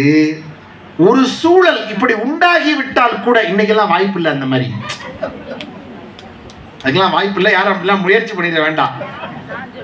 தசரதன் போல ஒரு நிகழ்ச்சி நடந்திருந்தா கூட, இது போல ஒரு விட்டு கொடுக்கிற குடும்பத்திற்குள் இப்படி ஒரு பாங்கோடு நடந்து கொள்கிற பெண்மணிகளை இந்த இலக்கியம் காட்டுகிறது என்றால், குடும்பத்தினுடைய வெற்றிக்கு இந்த ஞானம் தேவை என்றுதான் ராமாயணம் சொல்வதனால் அதை படிக்கிறேன் வீட்டில். கோசலையாக இருக்கட்டும், அதுல ரொம்ப பாருங்க எப்படி தாய் தெரியுமா கோசலை, எப்படி தாய் கைகேயி ஆச்சு. இந்த ராமனுக்கு பட்டாபிஷேகம்னு இந்த தோரணத்தை எல்லாம் கட்டுறாங்க. கதவை திறந்து வெளியே வந்து கூணல் முதுகோட என்னன்னு கேட்டான். யாரு? ஏன்னா நான் ரொம்ப நாளா ராமாயணம் சொல்லிட்டே உங்களுக்கும் தெரியும். நான் இனிமேல் பழைய கதையை இப்போ ஆரம்பத்துல சொல்ல வேண்டாம். வணக்கம். கூனி வெளியே வந்து கேட்கிறா, என்ன நாளைக்கு நிகழ்ச்சின்னு கேட்கிறா. எல்லோரும் சொல்கிறார்கள் நாளைக்கு பட்டாபிஷேகம். அப்படியா, ரொம்ப சந்தோஷம் அப்படின்னு சொல்லியிருக்க வேண்டியவன் அடுத்த வார்த்தை என்ன சொன்னா, யாருக்கு பட்டாபிஷேகம்னா ராமனுக்குன்னு மனசு கொதிக்குது, வேகமா ஓடுறா. ஏன்? அவன் சின்ன பிள்ளையா இருக்கும் போது அந்த கூன் முதுகுல மண்ணுருண்டையால அம்பெய்துனானா. ஏன் தெரியுமா? அதை ஆழ்வார் பாடுறாரு, இந்த மண்ணுருண்டையால எய்தாவது அவ கூனை நிமித்திடலாமான்னு முயற்சி பண்ணானா. கூனே சிதைய உண்டைவில் எய்தனை என்று ஆழ்வார் பாசுரம். ரொம்ப ஆச்சரியம் பாருங்க. இந்த கூனி ஓடி போறா. யார்கிட்ட? கைகையிட்ட. போய் கைகையிட்ட சொன்னாலாம், படுத்திருக்கிற கைகையினுடைய செவிலி பெண் படுத்திருக்கிற அப்படி தொட்டாலாம். போய் அடுத்த வார்த்தை என்ன தெரியுமா? கம்பன் எழுதுறான், நாகம் தீண்டியது போலன்னு உவமை எழுதுறான். யாரு? கூனி தொட்டத நாகம் தீண்ட மாதிரி இருக்கு. எந்திரிச்சு உட்கார்ந்தாலாம். யாருன்னு? கூனி. சொல்லு கூனி, நாளைக்கு உனக்கு என்ன, உனக்கு துன்பம் வரப்போறது தெரியாம தூங்குறியேன்னு கேட்டான். இந்த வார்த்தையை பாருங்க, உனக்கு ஒரு மாபெரும் துன்பம் வரப்போறதுங்கிறது தெரியாம தூங்கிட்டு இருக்கியே கைகை. அடுத்த வார்த்தை சொன்னா பாருங்க, அவதாங்க கைகை. அதான் இலக்கியத்தினுடைய உச்சம். சொன்னா, எனக்கா துன்பமா, எனக்கா வரப்போகுது? கைகை சொல்றா, எனக்கா வரப்போகுது? நான் யார் தெரியுமா? ராமனை பிள்ளையா பெத்தவன், எனக்கா துன்பம் வரப்போகுதுன்னு கேட்டான். யார் சார் பெத்தா ராமனை? என்ன ராமாயணம் படிக்கிறவங்க கோசலை. கோசலை தான் பெத்தா. யாரு சொல்றா? கைகை. யாருடைய அம்மா? பரதனின் அம்மா. பரதனுடைய தாய் சொல்லுகிறாள், ராமனை பயந்த எற்கு இடர் உண்டோ, ராவண பிள்ளையா பெத்த எனக்கா துன்பம் வரப்போகுதுன்னு கேட்கிறான்னா, அவளை போல ஒரு உயர்ந்த பெண்மணியை பார்க்க முடியுமாங்க? அடுத்த வார்த்தை அவன் சொல்றா, கைகையிட்ட வந்து கைகையை பார்த்து அவன் சொல்றா, புரியாம பேசுற, அந்த ராமனுக்கு தான் பட்டாபிஷேகம்னா. அடுத்த விஷயம் என்ன தெரியுமா பண்ணா? கழுத்துல போட்டிருந்த உயர்ந்த முத்துமணி மாலையை தூக்கி அவன் கழுத்துல போட்டான். ரெண்டாவது செயல். உடனே அவன் என்ன பண்ணா தெரியுமா? கூனி அதை எடுத்து நிலத்துல எரிஞ்சா பாருங்க, நிலம் பழுதாயிருச்சு, மணி அப்படியே இருந்தது, உயர்ந்த மணி, ராணி போட்டிருந்ததுல, பட்டத்து ராணி. அப்ப உடனே மந்திரையாகிய கூனியை பார்த்து இவ சொன்ன, கொடிய செயல் செய்யற கூனி, நீ கண்டு விட்டேனா, மத்த ஆள்லாம் விட மாட்டேன். ஏன்னா நீ செவிலி பெண், அப்ப இருந்து என்னோட வந்து சீதனமா வந்த மாதிரி வந்தவன் கூட. என்ன காரியம் செஞ்சிருக்க நீ, செய்யலாமா? உடனே அவ சொன்னா, புரியாம பேசாத கைகேயி, ஒரு விஷயம் தெரிஞ்சுக்க, நீ பிறந்த நாடு கேகய நாடு, நீ ராமனை உயர்வா நினைக்கிற, ஆனா ராமன் நாளைக்கு பட்டத்துக்கு வந்தா என்ன நடக்கும் தெரியுமா? ராமனுடைய மனைவியாகிய சீதை ராணியா உட்கார்ந்துருவா. அவ பிறந்த நாடு மிதிலாபுரிங்கிற நாடு, ஜனகனுடைய நாடு. அந்த நாடும் நீ பிறந்த கேகய நாடும் எதிரி நாடு, சண்டை பயங்கரம். இப்ப அவ இங்க சம்பந்தியா வந்து இங்க வந்து நாட்டுக்கு சேர்ந்துட்டா. ராமன் எப்பவுமே மாமனார் வீட்டுக்கு தான் துணை செய்ய முடியும். உன் கணவன் காட்டுக்கு போயிடுவான். இப்ப என்ன நிலைமை? பட்டத்தை கொடுத்து அவன் காட்டுக்கு போயிடுவான். உன்னுடைய பிறந்த நாடு வறுமைக்குள்ளாகும். எப்பவுமே ஒரு பெண்மணி பிறந்த வீடு சிரமப்படும்னா ஏத்துக்க மாட்டா. பெத்த தாய் விட இறக்கிறதுக்கு ஒத்துக்கவே மாட்டான். பார்த்திருக்கீங்களா? தாலாட்டுல கூட ஒரு ஆட்சி பக்கத்துல பிள்ளை அப்படி தொட்டியில படுத்திருக்கு, மாமியா உட்காந்துருக்கா. பூமி நல்ல பூமி தான், புண்ணியர் நல்லவர்னா பூமி வாக்கப்பட்ட ஊர் நல்ல ஊரா, புண்ணியர்னா கட்டிக்கிட்ட நல்லவரான். பூமி நல்ல பூமி தான், புண்ணியர் நல்லவர், புண்ணியரை பெத்தெடுத்த பெருங்குரங்கிய தொந்தரவுனா. உடனே மாமியா சும்மா இருப்பாளா? உடனே மண்ணு நல்ல மண்ணு தான், நான் பெத்த மகனும் நல்ல மகன், மகனை கட்டிக்கிட்ட மலைக்குரங்கிய தொந்தரவு. எப்படி இருக்கும்? மாமியார் மருமக இந்த பிறந்த வீட்டை மட்டும் எப்பவுமே உயர்த்துவார்கள். எவ்வளவெல்லாம் கொண்டாந்தா, போட்டு விளையாட பொன்னாலை அம்மானை, வைத்து விளையாட வண்ண கிளுகிழுப்பை, கட்டி விளையாட காசி சிண்டு மணி, ஓட்டி விளையாட ஒயிலா ரயில் வண்டி, அத்தனையும் கொண்டுன்னை அறிய வந்தார் அம்மான்மார். பழவருக்கம் கொண்டுன்னை பார்க்க வந்தார் அம்மான்மார், கனிவருக்கம் கொண்டுன்னை காண வந்தார் அம்மான்மார். அம்மான்மார் எல்லையிலே என்ன வைத்தால் தோப்பாகும்? வாழை வைத்தால் தோப்பாகும், இஞ்சி பயிராகும், எலுமிச்சை தோப்பாகும், வாழை பயிராகும், வச்சதெல்லாம் தோப்பாகும். இங்க ஒண்ணு விளங்கலைங்கிறான். மாமியை உட்காந்துருக்கோட பார்த்து. தொட்டியிலே அட்டனக்கா தொட்டியிலே அட்டனக்கால் தூங்குறது யாரு மகன்? தூங்குறது யாரு மகன்? பக்கத்துல மாமியா உட்காந்துருக்கா. அவளுக்கு தெரியாத, படிக்கிறவளுக்கு படிக்கிறா. இன்னார் மகனோ, இன்னார்னா இவங்க பிள்ளைன்னு பேர் சொல்ற. இன்னார் மகனோ, அதுக்கு அடுத்த வார்த்தை இனியார் மருமகனோன்னா.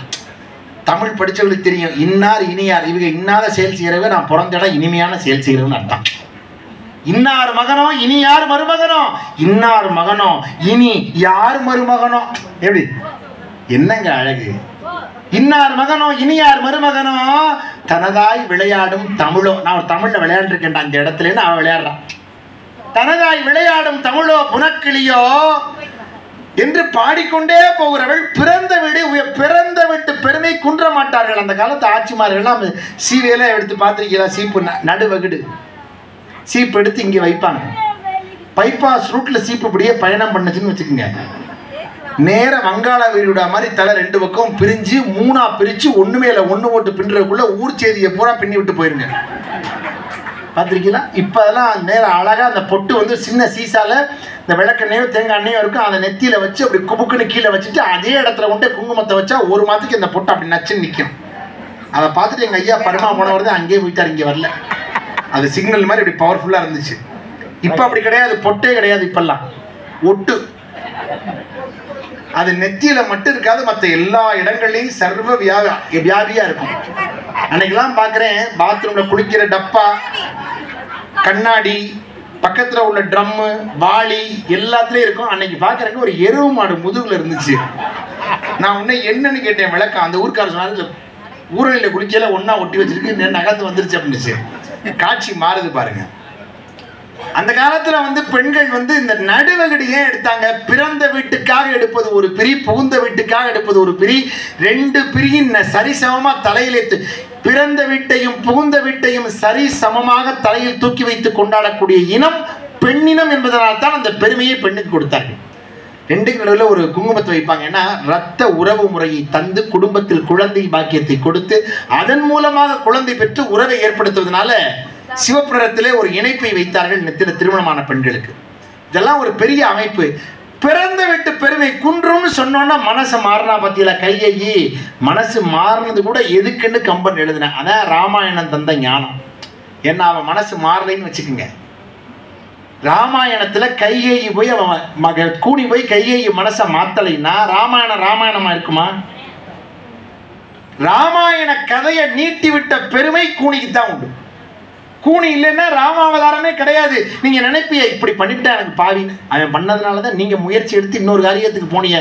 அந்த கூனி மாதிரி ஒருத்தர் இல்லைன்னா ராமன் இருக்க முடியாது. ராமாவதார பெருமை கிடையாது. இன்னைக்கு 2024 வீரப்ப செட்டியார் முன்னாடி நான் ராமனுடைய புகழை பாடுறேன்னா அந்த ராமனுடைய புகழ் பாடுவதற்கு கைகேயினுடைய இரக்கமில்லா தன்மையோடு இருந்தால்தான், தன் கணவனே உயிர் போகிற நிலையில் இருந்தாலும் கூட 2 வரத்தை தான் கேட்டாத்தான் ராமனுடைய புகழ் உலகமெல்லாம் பரவும் என்று இரக்கமில்லாமல் கையை இருந்தாள் என்று கம்பன் எழுதுகிறான். இரக்கமின்மை என்றோ இவ்வுலகங்கள் ராமன் பறக்கும் தொல்புகள் அமுதினை பருகின்றதிலே அரக்கர் பாவமும் அல்லவர் இயற்றி அறமும் துறக்க நல்லருள் திறந்தனள் தூமொழி மடமான் இரக்கமின்மை என்றோ இவ்வுலகங்கள் ராமன் பறக்கும் தொல்புகள் அமுதினை பருகின்றது. அதனாலதான் ராமாயணத்துல கடைசியில ராமன் என்ன பண்ணானா, எல்லாம் முடிச்சுட்டு வந்த உடனே நந்தியம்பதிக்கு வந்து அந்த பரதன் தீக்குளிக்க போகும்போது 3 தாயார்கள் நின்னாங்களாம். யார் காலில் தெரியுமா முதல்ல வந்து விழுந்தேன்? சத்தமா சொல்லுங்க. கைகேயி காலில் விழுந்தான். பெத்த தாய் காலில் விழல. ஏன் தெரியுமா? கைகேயிங்கிற ஒருத்தி இல்லைன்னா ராமன் இன்னைக்கு பெரிய ராமாவதார நோக்கத்தை நிறைவேறி ராஜா ராமனா வந்திருக்க முடியாது. அதனாலதான் கைகேயி அந்த உலகத்துக்கு காட்டுவதற்காக ராமன் கைகேயி காலில் விழுந்து வணங்கினான். அவ்வளோ பெரிய காவியம். ஒரே ஒரு விஷயத்தை சொல்லணும், நேரத்தினுடைய அருமை கருதி. நீங்க எல்லாம் கேட்கறதுனால, ராமனுக்கு பட்டம் சூட்ட போறோம்னு சொல்றாங்க. பட்டம் சூட்டுவதற்கு நாளைக்கு என்று திட்டமிடுகிற போது இந்த காட்சி எப்படி வருதுன்னா, சீதா தேவி திருமணம் பண்ணி எல்லாரும் பண்ணி அங்கிருந்து வந்தாச்சு. வர்ற வழியில பரசுராமரை வெல்கிறார்கள். வென்ற பிறகு நேர அயோத்தி நகரத்துக்கு வருகிறார்கள். வந்த பிறகு அயோத்தியில, அதாவது கைகேயின் மகன் பரதன் அவனோட சத்ருகன் 2 பேரும் சேர்ந்து கேகய நாட்டுக்கு போயாச்சு. இப்ப யார் அயோத்தியில இருக்கான்னா ராமனும் லக்ஷ்மணனும் மட்டும்தான் இருக்காங்க. இந்த ராம லக்ஷ்மண சகோதரர்கள் 2 பேரும் இருக்கக்கூடிய நேரத்துல கண்ணாடிக்கு முன்னால போய் நின்று தசரத மகா சக்கரவர்த்தி தன் முகத்தை பார்க்கிறார். பார்க்கிற போது ஒரே ஒரு நரமுடி இந்த காதோரமா வந்திருந்துச்சான். யாருக்கு? தசரதருக்கு. நரமுடிய பார்த்துட்டு முடிவு பண்ணாராம், இனிமே நம்ம இந்த கட்டில உட்கார்றதுக்கு அது ஆட்சி கட்டில், அரசு கட்டில், இந்த நாற்காலி, அரச பதவி, சிம்மாசனம், அயோத்தி நாட்டினுடைய அரசு எது? கோசல நாட்டினுடைய மன்னன், அயோத்தி நகரத்தினுடைய அரசன் இருக்கப்படாது. நாம இனிமே இருக்கிறது முறையில் யார் முடிவு பண்றா? தசரதரே முடிவு பண்றார். இன்னைக்கு அப்படி பல பேர் முடிவு பண்ண முடியுதா? இந்த நாற்காலிகிட்ட போனதுக்கே சிரமமா இருக்கு. நடந்து போய் உட்கார்ந்து நெருக்கன்னு பிடிச்சிக்கிறாங்க. நாற்காலிகள் மீது இருக்கிற ஆசைகளை துறந்து இந்த ஆன்மா எதற்காக இந்த உலகத்தில் வந்ததோ அதற்கான பணியை மேற்கொள்ள வேண்டும் என்கிற முயற்சியை தசரதன் மேற்கொள்ள வேண்டும் என்று, கானகம் செல்ல வேண்டும் என்று விரும்பினானே, அந்த கருத்தை இந்த மக்களுக்கு விதைப்பதுதான் ராமகாதை காட்டுகிற ஞானப்பாதை. அதில் பாருங்க, ரொம்ப ஆச்சரியம். ராமாயணத்துல இந்த காட்டுக்கு தான் போகணும், தன் பிள்ளைகளை எல்லாம் அரச பட்டத்துல ராமனை உட்கார வைக்கணும்னு தசரதன் நினைக்கிறான். அவன் காட்டுக்கு போகணும்னு நினைக்கிறான். ஆனா காட்சி மாறிடுச்சு. யாரு காட்டுக்கு போனா? ராமன் காட்டுக்கு போனான். இவன் காட்டுல போய் தவம் பண்ணலான்னு போனான். அப்ப இந்த காதுல வந்த நரை முடி ஒண்ணுதான் இதை மாத்துது. இந்த நரை முடி காதுக்கு பக்கத்துல ஏன் வருது தெரியுமா? இந்த அம்மா வயசானதுனால வருது. அந்த நர முதுமை என்ன பண்ணுமா, காதுக்கு பக்கத்துல ஏன் முதல்ல வருதான், இந்த காது கிட்ட போய் சொல்லுமா உனக்கு வயசாயிருச்சு அப்படின்னு. ஒரு கம்பன் கற்பனைங்க. மயிர் வெண் நகை மிகையால் எழுதுகிறான். அதாவது காது கிட்ட போய் அதை சொல்லுதான், உனக்கு வயசாயிருச்சு அப்படின்னு நீ உணர்ந்துக்கோ, நீ அதுக்கேற்ற வேலையை பாருன்னு சொல்லுதான். ஆனா இதை உணர்த்துறதுக்கு எவ்வளவோ சொல்றாரு. யாரு? வசிஷ்டர் சொல்றாரு, இல்ல தசரதா, நீ ஆளணும், நீ தான் சிறந்த ஆட்சிக்குரியவன், நீ கொஞ்ச நாள் ஆள, இதுதான் திருமணம் ஆயிருக்கு ராமனுக்கு, கொஞ்ச நாள் அவன் இருக்கட்டும் மகிழ்ச்சியா அப்படின்னு சொல்லி எவ்வளவோ சொல்றாரு. அப்ப தன்னுடைய குருநாதனாக இருக்கிற வசிஷ்டருக்கு இவன் சொல்றாங்க புத்திமதி. அதாங்க ஆச்சரியம், அதான் ஞானம். வாத்தியாருக்கு புத்திமதி சொல்றான் யாரு? தசரதன். இறப்பு எனும் மெய்மையை இம்மை யாவர்க்கும் மறப்பு எனும் அதனின் மேல் கேடு மற்றுண்டோ, துறப்பென்னும் தெப்பமே துணை செய்யாவிடில் பிறப்பெனும் பெருங்கடல் பிழைக்கலாகுமோன்னு சொன்னான். 4 வரி. இதான் பெரிய ஞானம். தசரதன் சொல்றான், ஐயா, வாழ்க்கையில பிறந்தவனுக்கு இறப்புன்னு ஒண்ணு உண்டு, இல்லைன்னா இந்த உலகத்துல வாழ்க்கையில எதுவும் நிதர்சனம் இல்லை. பிறந்தவன் பிறப்பு எனும் மெய்மையை இம்மை யாவர்க்கும் இறப்பு எனும் அதனின் மேல் கேடு மற்றுண்டோ சொல்றான் பாருங்க.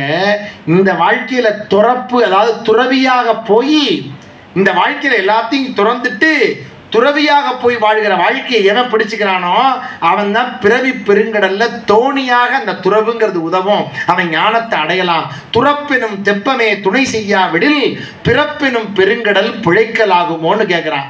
என்ன அர்த்தம் தெரியுமா? நான் இந்த பிறவி எடுத்ததன் நோக்கமே ஞானத்தை அடைவது.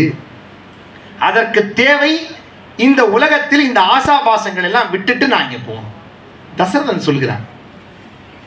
அப்ப அடுத்த வார்த்தை சொல்றான், யாரெல்லாம் இந்த சொர்க்கலோகத்தை அடைந்திருக்கிறார்கள், யாரெல்லாம் இந்த இறைவனுடைய திருப்பாதங்களை அடைந்திருக்கிறார்கள் சொல்கிற போது அருமையான பாடலை சொல்றான். பரம ஞானம் போய் தொட்டவர், செல்வம் ஈண்டு என விட்டவர், செல்வம் வேணா செல்வம் உதவாதுன்னு ஒருத்தர் விட்டாரு, அவரு ஒட்டிய பகைஞர் உருத்த போரிடைப்பட்டவர். நம்ம நாட்டுக்காக போரிட்டு ஒருத்தன் பகைவன் வந்த போது எவன் உயிர் துறக்கிறானோ அவன் சொர்க்கத்தை முதல்ல அடைவான். 1. 2வது செல்வம் உதவாதுன்னு எவன் அள்ளி கொடுக்குறானோ அவன் அடைவான். 2. 3வது யாரு? ஒட்டிய பகைஞர் துருத்த போரிடைப்பட்டவர், செல்வம் ஈண்டு என விட்டவர், பரம ஞானம் போய் தொட்டவர். துறவிகள், பரம ஞானத்தை போய் தொடக்கூடிய துறவியர்கள். இவங்க 3 பேர் தான் சொர்க்கத்தில் இருப்பார்கள். ஒட்டிய பகையர் துருத்த போரிடைப்பட்டவர், செல்வம் ஈண்டு என விட்டவர், செல்வம் ஈண்டு என விட்டவர், பரம ஞானம் போய் தொட்டவர், அல்லரேல் யாவர் வீடு உளார்னு கம்பன் கேட்கிறான். நினைச்சு பாருங்க, வீடு வெற்றி அடைந்தவர்கள் 3 பேர் தான். அந்த லிஸ்ட்ல ஒரு ஆள் இந்த ஊருக்காரர் இருக்கார். யார் தெரியுமா? வள்ளல் அழகப்ப செட்டியார் என்கிற மகான் இந்த மண்ணிலே பிறந்ததனால் செல்வம் ஈண்டு என விட்டவர். செல்வம் ஈண்டு, செல்வம் உதவாது, அதை கொடு மக்களுக்கு, அள்ளி கொடு. அப்பேற்பட்ட மகத்துவமானவர். அதனால இந்த மண்ணுக்கு மகத்துவம். செல்வம் ஈண்டு என விட்டவர், ஒட்டிய பகைரன் துருத்த போரிடை பட்டவர், பரமஞானம் போய் தொட்டவர். யோகானந்த சரஸ்வதி சுவாமிகள் ஒருத்தர் இந்த ஊருக்கு வந்தார். அவரை வேண்டி யார் போறாங்களோ அவங்களுக்கு குழந்தையெல்லாம் பிறகு செல்வம் எல்லாம் உண்டாகும். மகான். அவர் பேர்ல தான் இந்த வீதியே குருநாதன் கோயில் வீதினே இருக்கு. யோகானந்த கிரின்னு அவர் பேரு, சாமி பேரு. அப்ப பாருங்க, ரொம்ப ஆச்சரியம். ஒரு துறவியர்கள் இறைவனை அடைகிறார்கள். அந்த வழியை இந்த உலகத்துக்கு தசரதன் சொல்கிறான் என்றால், ராமகாதை காட்டுகிற ஞான பாதையில் தசரதன் ஒரு பெரிய அரசன் அல்ல, நீங்க தெரிந்து கொள்ள வேண்டும். அவன் பெரிய பேரரசன் அல்ல, பேரரசன் மட்டுமல்ல, ஒரு சிறந்த தந்தை மட்டுமல்ல, அவன் சிறந்த கணவன் மட்டுமல்ல, அவன் சிறந்த ஞானியாக இருந்தான் என்பதுதான் இந்த ராமகாதி காட்டுகிற செய்தி. பெரிய ஞானி. அதனாலதான் அரசை கொடுத்துட்டு போகணும்னு நினைக்கிறான்.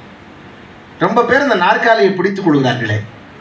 இது ரொம்ப ஆச்சரியம். என்னன்னா, ராமன் பட்டத்தை ஏற்கிறதுக்காக வர்றான், ஆசையா இருக்கிறான். அவனுக்கு பட்டம் ஏற்கணுங்கிற விதி அமைப்பு கொடுக்கப்பட்டிருக்கிற போது அவன் பட்டம் ஏற்கலாங்கிற நினைப்பு அவனுக்கு இருந்திருக்கலாம். ஆனாலும் விதி மாறுது. இதெல்லாம் பாருங்க, இதெல்லாம் ராமாயணத்துல பேச வேண்டிய சப்ஜெக்ட். ராமாயணத்துல பட்டம், நாளைக்கு உனக்கு பட்டம் ஏற்க போகிறாய், நாளைக்கே உனக்கு அரசுன்னு சொன்னோன்னா அந்த காட்சி உலகமே மகிழ்ச்சியா இருக்கு. ராமன் எப்பவும் போல சமநிலையா இருக்கிறான். இப்போ அவனை அழைத்து கொண்டு ஒவ்வொரு என்னென்ன சடங்கு முறைகள் செய்யணுமோ எல்லா சடங்குகளும் செய்கிறார்கள் அரசு ஏற்பதற்கு. செய்து கொண்டிருக்கிற போது கைகேயின் மனதை மாற்றுகிறாள் கூனி. தசரதன் போறான், 2 வரம் கேட்கிறா. உடனே அவன் ஈந்தேன்னு சொல்றான். ஏம்மா இவ்வளவு கவலையா இருக்க, உனக்கு தண்டர்றேன்னு முதல்ல ஒத்துக்கிட்டுறான். வரத்தை கேட்காம 2 வரத்தை கொடுத்துட்டான். அவ கேட்கிறா, ஏய வரங்கள் 2இல் ஒன்றினால் என் சேய் உலகாழ்வது, சீதை கேழ்வன் மனமாழ்வதுன்னு கேட்டுறான். சரி, அடுத்த வார்த்தை அவன் கேட்கிறான், அந்த ஒன்னே ஒன்று மட்டும் நீ வச்சுக்க, ஒன்றை மட்டும் எனக்காக கொடுத்துரு, ராமன் மட்டும் காட்டுக்கு போக வேண்டாம். விடலாம் இல்லைங்க, விடலையவ ஒரே உறுதிப்பாடோட இருந்தா. என்ன காரணம்? காட்டுக்கு போலன்னா ராமாவதாரம் நோக்கம் எப்படி சார் நடக்கும்? ராமாயணமே இல்லை, ராமாவதாரம் இல்லை, ராவணவதம் நடக்காது. இப்போ ராவணவதம் நடக்கணும்னு மனசில் உறுதி ஏற்றா. பார்த்தீங்களா? இதுலேருந்து என்ன விஷயம்னா, தன் பிள்ளைகள் ஒரு செயலுக்கு முயன்று வெளிநாடு போகிற போதோ, படிக்க போகிற போதோ, ஏதேனும் ஒரு காரியங்களுக்கு முற்படுகிற போதோ அந்த பிள்ளைகளை நாம் அனுப்ப வேண்டும். அப்பொழுதுதான் அவர்கள் வாழ்வின் லட்சியம் நிறைவேற வேண்டும் என்கிற ஞானத்தை ராமகாதை சொல்கிறது. அனுமதிக்கணும். தண்ணியில விழுந்த மீன்குட்டிக்கு நீந்த கற்றுக் கொடுக்க வேண்டியதில்லை. மேய போற மாட்டுக்கு கொம்புல புல்ல கட்டி விட முடியாது. அது பாட்டுக்கு அது போய் தன் வாழ்க்கையை அமைத்துக் கொள்ளும் என்கிற தத்துவம் தான் ராமகாதை தருகிறது. இது ரொம்ப ஆச்சரியம். என்னன்னா, ராமாயணத்துல பாதுகாப்பட்டாபிஷேகம் ஒரு இடம் உண்டு. பரதன் என்ன பண்ணுவான், இந்த நாடு அவனுக்குன்னு கிடைச்சதுக்கு அப்புறமும் பரதன் அதை ஆள மாட்டேன்றான். தெரியுமா உங்களுக்கு? அவனை மாதிரி ஒரு ஞானி உண்டாங்க.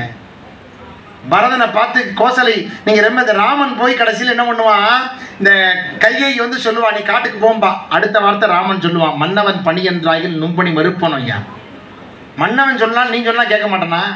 அதுக்கடுத்த வார்த்தை சொல்லுவான், என் பின்னவன் பெற்ற செல்வம் அடியனேன் பெற்றதென்றோம்.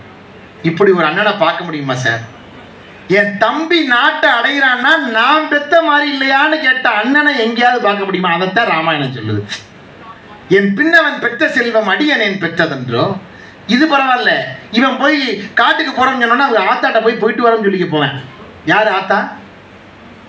உங்களுக்கே மயக்கம் வந்திருக்க நான் பேசுனதுல. யாரு? சபாஷ், கௌசல்யாட்ட போறாங்க.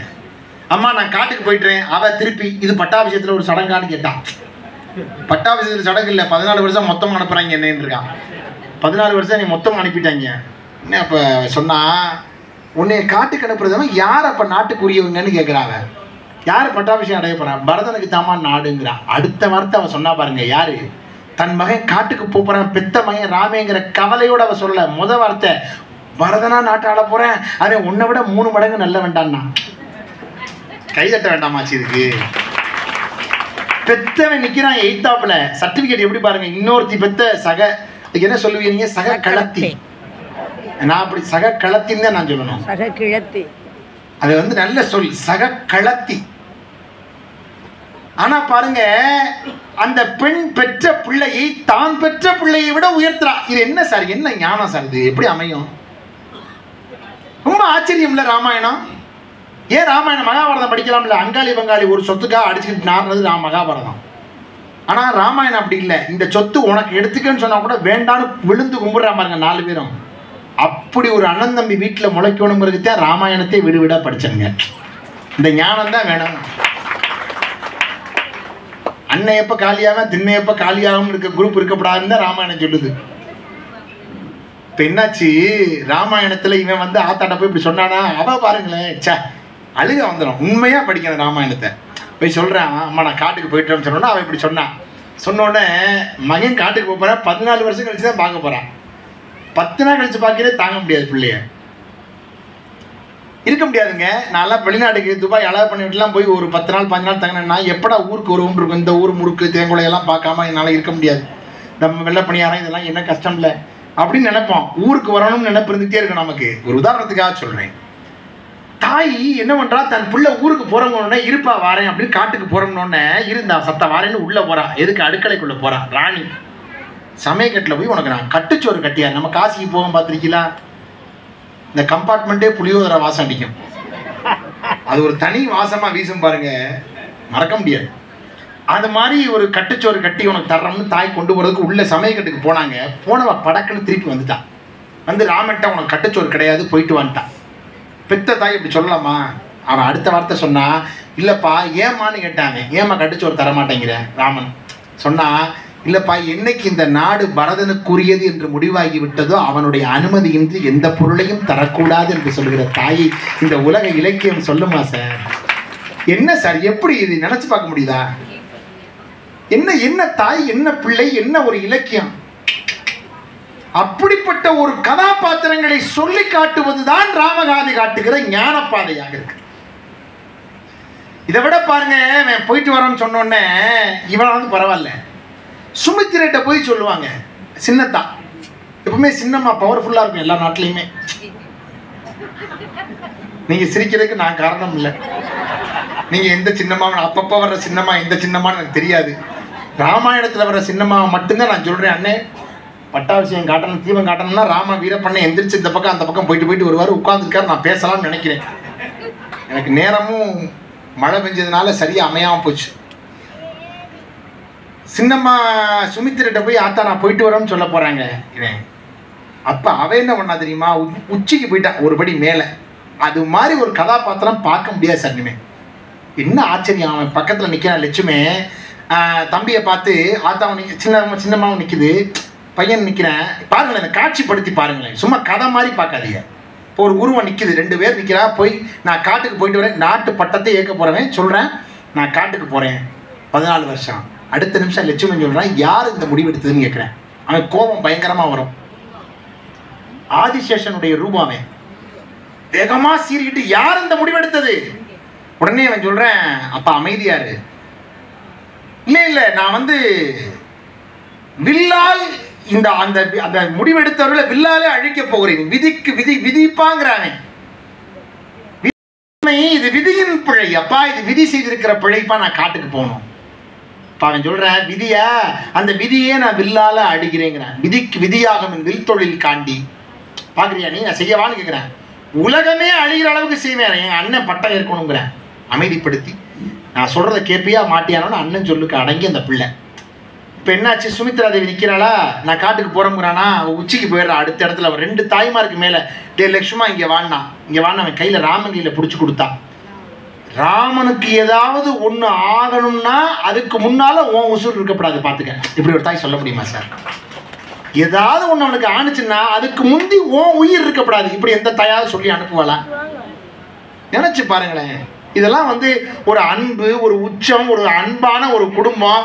இன்னொருத்தவங்க பெற்றவங்களை நம்ம பிள்ளை மாதிரி நினைக்கிறது, நம்ம பிள்ளைய இன்னொரு பிள்ளைக்கு பாதுகாப்பாக அனுப்புறது, இதெல்லாம் ரொம்ப ஆச்சரியம் இல்லை? இப்போ சில பேர் வீடுகளில் கொடுக்குற தேங்குளம் மாவுருண்டை இந்த ரூமை விட்டு வெளியே போகக்கூடாது, கொன்றுவேன், இங்கே தின்னு, அந்த பிள்ளை அங்கேருந்து வரும், அந்த வருது பார்த்தியா கொண்டு வந்துறேன், அப்படி தின்னுட்டு போட்டுமேங்க. எது தின்னா உங்களுக்கு என்னங்க? ஏங்க அப்படி வளர்க்குறீங்க பிள்ளைங்களை?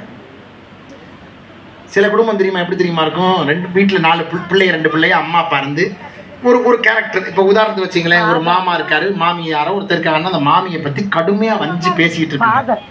கடுமையா அப்படி பண்ணிட்டா, இப்படி பண்ணிட்டா, இந்த மாதிரி செய்வாய், உலகத்தில் இவ்வளோ மாதிரி கிடையாது, அவ கதவை திறந்து உள்ள வந்துருவா. வாங்க நல்லா இருக்கீங்களா, உங்களை போல உலகத்துல உண்டான ஆரம்பிக்கும் பாருங்க. இந்த பிள்ளை முழிக்கும். இது ரெண்டு யாரு திக்கு தெரியாம முழிக்கும் பார்த்திருக்கீங்களா? அந்த மாதிரி ஒரு கதாபாத்திரத்தினுடைய எதிர் துருவமா மாறிய பாருங்க. அதுதான் இந்த பிள்ளைகளை நம்ம மாத்திரம் தவறா. உண்மையான தன்மையோடு உறவுகளை நாம் வைத்துக் கொள்வதில்லை. இதுதான் சார் ராமாயணம் சொல்லுது. இதெல்லாம் நாங்க சொல்லணும். இதைத்தான் சொல்றதுதான் ராமாயண சொற்பொழிவாளர்கள் இருக்கான். சும்மா பாடல் பாடலா சொல்லிட்டு போறதுல ஒண்ணுமே இல்லை.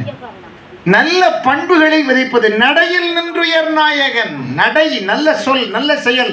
ராமன் ஏன் சிறப்பு? ஒரு சொல் சொல்லுவேன், ஒரு வில் விடுவேன், ஒரே ஒரு இல் கடைசி வரை. ஒருத்தர் வந்து 60ஆம் கல்யாணம் பண்ணாருங்க. போலீஸ் ஸ்டேஷனுக்கு போன் பண்ணார். அந்த ஆட்சி கேட்கிறா, எதுக்கு இப்படி 60ஆம் கல்யாணத்துக்கு போலீஸ் 60ஆம் கல்யாணம் எனக்கு தயவு செய்து போலீஸ் பாதுகாப்பு தாங்கினார். போலீஸ்காரர் அதே பிள்ளையார் வீட்டுல இருந்து எங்க அப்படி போன் பண்றீங்க? 60ஆம் கல்யாணத்துக்கு உங்களுக்கு என்ன பிரச்சனை? யாரு பிரச்சனை பண்றா? 59 பொண்டாட்டியே பிரச்சனை பண்றாங்கடா. அவருக்கு 60ஆம் கல்யாணம். நீங்க நினைக்கிற 60ஆம் கல்யாணம் இல்ல, 60ஆம் கல்யாணம். அது மாதிரி இல்ல, ஒரு இல் கடைசி வரை ஒரு இல். அதான் ராமன் போல வாழ முடியாது, கொடுப்பினை அமையாது. எல்லாரும் ராமன் ராமன் தான். ஒன்னும் சொன்ன சொல்ல காப்பாற்ற முடியாது, ஒரு சொல் சொல்ல முடியாது, ஒரு வில் விட முடியாது. ஒரே ஒரு வில்லால் அழித்தொழித்தான். இதுல வந்து சில மாறுபாடுகள்லாம் ராமாயணத்துல உண்டு. அதை அப்புறம் சொல்லுவோம், பேசுவோம். நேரத்தினுடைய அருமை கருதி சொல்கிறேன். ராமாயணம் காட்டக்கூடிய ஞான பாதையில் தாய்மார்கள் 3. அதுக்கப்புறம் அவ பாருங்க, யாரு? சீதாதேவி. நான் காட்டுக்கு போறேன், அவ உடனே நானும் ஜாலியா வரேன். உடனே அதுக்கு அவன் திருப்பி காடெல்லாம் சுடும், காடு பயங்கரமா சுடும். உடனே அதுக்கு அவ திரும்ப, உன் பிரிவை விடவா காடு சுடும், நானும் உன்னோட வர்றேன். அப்படி அழகா பேசி அவனும் காட்டுக்கு போயிட்டான், லட்சுமணனும் போயிட்டான். காட்டுல எவ்வளவோ முனிவர்களை பார்த்தார்கள். வாலகில்லிய முனிவர்கள், சுதீஷ்ண முனிவன், பெரிய அகத்திய முனிவன், சிவகீதையெல்லாம் உபதேசம் பண்ணி. அதுல குகன் ஒரு கேரக்டர் வருவான் பாருங்க. எப்படி ஒரு காட்டு வேடர் குலத்தினுடைய தலைவன். அவன் ராமனை பார்த்தோன்னு அன்பு கொள்றான். ராமனை பார்த்தோன்னு அன்பு பராம் பாருங்க. ஆழ நெடுந்திர யாரு கடந்திவர் போவாரோ, வேள நெடும்படை கண்டு விலங்கிடும் இல்லாளோ, தோழமை என்றவர் சொல்லிய சொல்லொரு சொல்லன்றோ, ஏழமை வேடன் இறந்தில நெந்தன ஏசாரோ. அதாவது இந்த வேடன் இப்ப உள்ள வரக்கூடிய பரத சத்ருக்கன சகோதரிகள் எல்லாம் அவனை கூப்பிடுறதுக்கு மறுபடியும் வரும்போது இவங்க உள்ள போயிட முடியுமா? என்னுடைய தோழமைன்னு சொன்னிய சொல் எவ்வளவு பெரிய சொல். அந்த வார்த்தையை குகன் சொல்கிறான். அதனாலதான் குகனோடும் ஐவரானோம். குகன தசரதனுக்கு 4 பிள்ளை இல்லப்பா, ஒன்னையும் சேர்த்து 5வது பிள்ளை. சத்திரிய குலத்துல ராஜவம்சத்துல பிறந்த ராமன் யாரை பார்த்து சொல்றான்? வேடர் குலத்துல பிறந்த குகனை பார்த்து நீயும் தசரதனுக்கு 5வது பிள்ளைன்னு சேர்த்துக்கிட்டான். ஜாதி பார்க்காம, மதம் பார்க்காம, இனம் பார்க்காம, அன்பு ஒன்றை மட்டுமே வைத்துக் கொண்டு தன்னோடு இணைத்து கொண்டவன் தான் ராமன் என்பதுதான் ஞானப்பாதையாக இங்கே சொல்லப்படுகிறது. அதே மாதிரி அங்கே சுக்ரீவனை பார்த்தான். அவன் ஒரு குரங்கு, இங்கே வேடரு, அவன் ஒரு குரங்கு தானே, உண்மை தானே. குரங்கு, சுக்ரீவன் குரங்கு. அவனை என்ன பண்றான்? உன்னோட 60 நீ 6வது பிள்ளைடா தசரதனுக்குங்கிற. குரங்கு நம்மளோட சகோதரன். எங்க குரங்கு, புறாக்கள், கிளிகள் இதெல்லாம் இன்னைக்கு வந்து ராமாயணத்துல எவ்வளவு உதவி இருக்கு தெரியுமா? கிளியை வளர்க்குறா சீதை, அதுக்கு வந்து பேர் வைக்கிறா, சிற்றன்னை பேரு. சீதாதேவி எப்படி? அவ கைகேயி வந்து காட்டுக்கு ராமனை அனுப்புனவளே கைகேயி தான். ஆனா அந்த கைகேயிய சீதாதேவி என்ன பண்றாளா? தன்னுடைய அன்பா அயோத்தியில வந்து வச்சு வளர்த்த கிளிக்கு கைகேயின்னு பேர் விடுறான். என்ன சார், எங்க இதெல்லாம் எங்க இலக்கியத்துல இதெல்லாம் சொல்ல முடியுமா? ஏதாவது ஒண்ணு அந்த அன்பு நம்ம பிடிச்சவங்க பேரை தான் கைகேயின்னு பேர் வைக்கிறான். இதெல்லாம் பார்க்கிற போது ராமாயணம் எவ்வளவு பெரிய குடும்ப உறவுகளுடைய ஞானத்தை நமக்கு சொல்லுகிறது. எப்படி வாழணும் மனுஷன்? புறத்தோற்றங்களால், புற வார்த்தைகளால், புற சொற்களால் ஒரு மனிதன் தீங்கானவனாக ஆகிவிட முடியாது. ஆத்மார்த்தமாக, இந்த ஆத்மாங்கிறது ஒண்ணு, கூடுங்கிறது வெளியில இருக்கு. இந்த கூடு எவ்வளவு தவறுகள் வேணாலும் செய்யலாம், ஆனா அந்த ஆத்மாவுக்கு துரோகம் செய்யப்படாதுன்னு ராமாயணம் சொல்லுது. ஆத்ம துரோகம் செய்யப்படாது சார். இந்த ராமகாதை சொல்லுகிற ஒரு தத்துவம் பாருங்க. இப்ப என்னாச்சு, இவ போய் இந்த கதாபாத்திரங்கள்ல காட்டுல குகன் இருக்கிறான இந்த பாதுகாப்பட்ட விஷயத்துல பாதுகையை தாங்கன்னு வாங்கி வந்து தலைமையில வச்சு 14 வருஷம். ஏன் இந்த பாதுகை மேல ஆண்டுச்சு? இந்த நாட்டை ஒரு செருப்பு 14 வருஷம் ஒழுங்கா ஆண்டிருக்கு. ராமாயண காலத்துல 14 வருஷம் பாதுகை ஆண்டிருக்கு. பரதன் பாதுகையை வச்சு பூஜை பண்ணி நந்தியம்பதியில பாரத கண்டத்தை ஆண்டான். பரதன் போல ஒரு சகோதரனை பார்க்க முடியாது. எப்படி காட்டில் அண்ணன் இருந்தாரோ அதே மாதிரி இங்கே மர உரி தரிச்சு அமைதியா நாட்டை ஆண்டார். இப்ப பாருங்க, உலக இலக்கியங்கள்ல இன்னைக்கு எல்லாரும் வந்து கம்யூனிகேஷன் லாங்குவேஜ்னு பேசுறோம்ல. என்ன மொழி? எந்த மொழியில இன்னைக்கு உலகம் முழுக்க பெரும்பான்மையா பேசுறான்? ஆங்கிலம். இந்த ஆங்கில மொழி இருக்கே, ஆங்கில மொழியில எல்லா மொழியில இருந்து சிறந்த சொற்களை எடுத்து போட்டு ஆங்கில மொழி உருவானுச்சு. தெரிஞ்சுங்க, ஆங்கிலத்துக்கு பேசா இதான் வேர்டுன்னு கிடையாது. வேர்ச்சொல், ஆங்கிலத்தினுடைய வேர்ச்சொல் ஏதாவது ஒரு மொழியில் இருக்கும். இந்த ஆங்கில மொழியை உருவாக்குற காலத்துல அண்ணன் தம்பி உறவுக்கு சிறந்தவன் யாருன்னு பார்த்தேன். அதுல சிறந்தவன் பேரையே அண்ணன் தம்பிக்கு வச்சிருவோம் முடிவு பண்ண. அவன் தான் பரதர். பரதர் பெயரில் தான் பிரதர் என்கிற சொல்லே வேர்ச்சொல் ஆராய்ச்சியில் கண்டறியப்படுகிறது என்றால் பரதரை போல ஒரு சகோதரனை பார்க்க முடியும். பிரதர்ங்கிறது பரதர்ல இருந்து வந்ததுங்கிறான் வேர்ச்சொல் ஆராய்ச்சி. ரூட் வேர்ட் இப்படிதான் இருக்கும். அப்படி ஒரு தம்பி அவன் என்ன பண்றான், பாதுகையை வச்சு 14 வருஷம் ஆள்றாங்க. அதுக்கு ஒரு முன்கதையை சொல்லுவாங்க. பெருமாள் வைகுண்டத்தில் படுத்திருந்தாராம், மறந்த வாக்கில் பாதுகையை மாட்டிட்டு போயிட்டாராம். அப்போ உள்ள போய் படுத்துக்கும் போது சங்கும் சக்கரமும் கேட்டுச்சான், இந்த பாதுகை உள்ள வரலாமா, உனக்கு தகுதி இருக்கா, நீங்க உள்ள நுழையலாமா? யாரையும் ஏளனமா பேசப்படாது, எல்லாத்தையும் சிறப்பு இருக்கும். நம்ம அதை மீண்டும் அந்த நிலைக்கு போறதுக்கான சூழல் நம்மளே உருவாக்கிக்கப்படாதுன்னு ராமாயணம் சொல்லுது. இந்த பாதுகையை பார்த்து சங்கு சக்கரம் மேல உயர இருக்கிற சங்கு சக்கரம் கேட்டுச்சான், நீ எப்படி உள்ள வந்த, உனக்கு தகுதி இருக்கா, நீ வரலாமா? உடனே இந்த சங்கு சக்கரம் கேட்ட கேள்விக்கு பதில் சொல்ல முடியாம இந்த நானா வந்தேன் முடிச்சார் அண்ணே. பக்கத்துல வந்தாலே படக்கு படக்குன்னு இருக்கும். அதுக்காவா? சரி சரி. ஏன்னா நான் வந்து இப்படி முடிக்கிற மாதிரி இருந்துச்சுன்னா லைட்டா முன்னாடி வந்து இப்படி தலையை சொல்லியே முடிச்சிருங்க அப்படின்னாப்ல அண்ணே. நான் ஆரம்பிச்ச 5ஆவது நிமிஷமே சொல்லி ஆரம்பிச்சாப்ல, அதான் பயமா இருந்துச்சு கேட்டேன். இது இயல்பா வருது அப்படிங்கிறாரு. இந்த பாதுகையை பார்த்து இந்த சங்க சக்கரமும் நீ இப்படி இருக்கலாமா, இந்த மாதிரி நீ செய்யலாமான்னு கேட்டோம்னா அழுதுச்சான். அழுது நானா வந்தேன். யார் போட்டு வந்தா? யாரு பாதுகையை போட்டு வந்தது? பெருமாள். கதையை விட்டாரு. பெருமாள் தானே உள்ள வைகுந்தத்துக்கு போட்டு வந்தாரு. நான் பண்ணல தப்பு, அவர் பண்ணது அப்படின்னு சொல்ல முடியாம நானா வந்தேன்னு கேட்டுச்சான். என்ன பெருமாள் தூக்கத்துல இருந்தவர் அப்படி முடிச்சுட்டாராம். என்ன பாதுகையை அழுதுருக்க, இவ்வளவு தண்ணி விட்டு அழுதுருக்கிய, கண்ணீர் விட்டு. அந்த காலத்துல எல்லாம் அழுகும், எல்லாமே கேட்கப்படாத கேள்வி கதையில வரும். செருப்பு எப்படி அழுதுச்சுன்னு திருப்பி கேட்காதீங்க. அழுதுருக்கு. உடனே அந்த பாதுகையை பார்த்து பெருமாள் கேட்டாராம், ஏன்ப்பா அப்படி அழுத? இன்னும் பாதுகை அழகா சொல்லிச்சான், இல்லை சாமி நீங்க தான் போட்டு வந்தீங்க, நான் ஒன்றும் போடலை. இந்த சங்கு சக்கரம் என்னை அவ்வளவு ஏளனப்படுத்துறா, நீ எப்படி வந்த, நீ உள்ள வரலாமா செய்யலாமான்னு கேட்குறா சாமி, நான் என்ன பண்ணுவேன்? பெருமாள் அதுக்கு ஒரு வரம் கொடுத்தாராம்.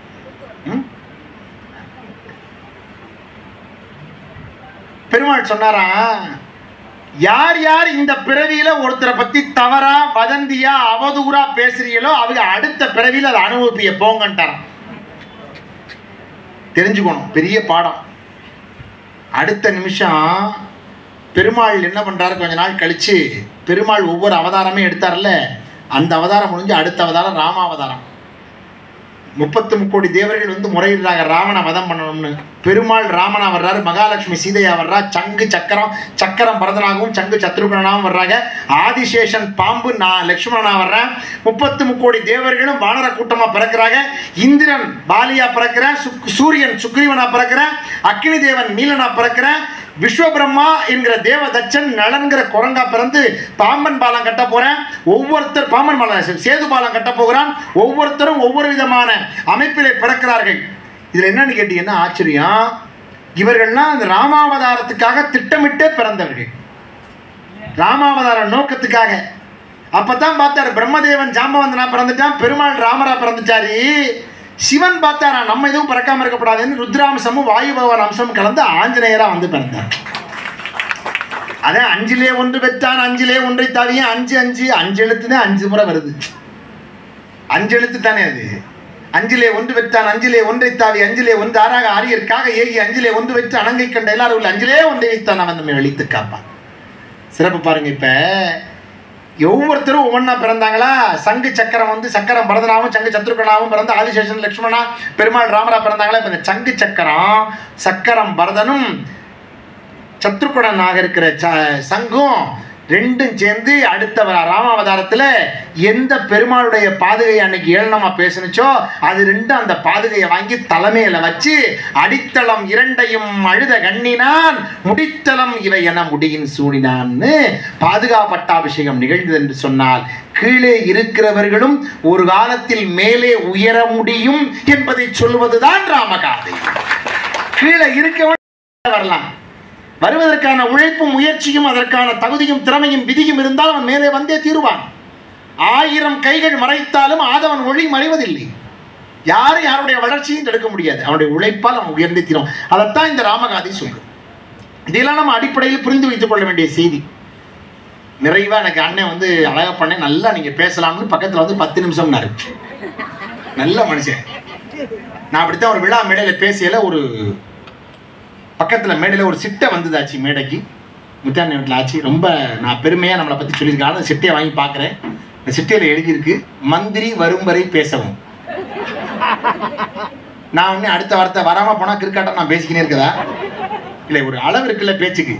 அது மாதிரி 10 நிமிஷம்ட்டார் அண்ணன். ஏன்னா அதுக்கப்புறம் படிக்கணும், ராமாயண பட்டாபிஷேகம் இருக்குது. ஆனால் ஒன்றுங்க, ராமகாதை காட்டக்கூடிய ஞானப்பாதையில் ஒரு குடும்பத்தின் உறவுகளை சொன்னார்கள். குடும்பத்தின் உறவுகளில் எந்த அளவுக்கு ஞானத்தோடு நடந்து கொள்ள வேண்டும் என்கிற தத்துவத்தை ராமகாதை சொல்லியது. குடும்பம் மட்டுமல்லாது ஒரு அரசன் எப்படி நாட்டை ஆளணும், இலக்கணம் இப்படித்தான் நாட்டை, ஒரு நாடுனா எப்படி இருக்கணும். அந்த நாட்டில் அயோத்தியில வள்ளலே கிடையாதான். நல்ல நாடாது.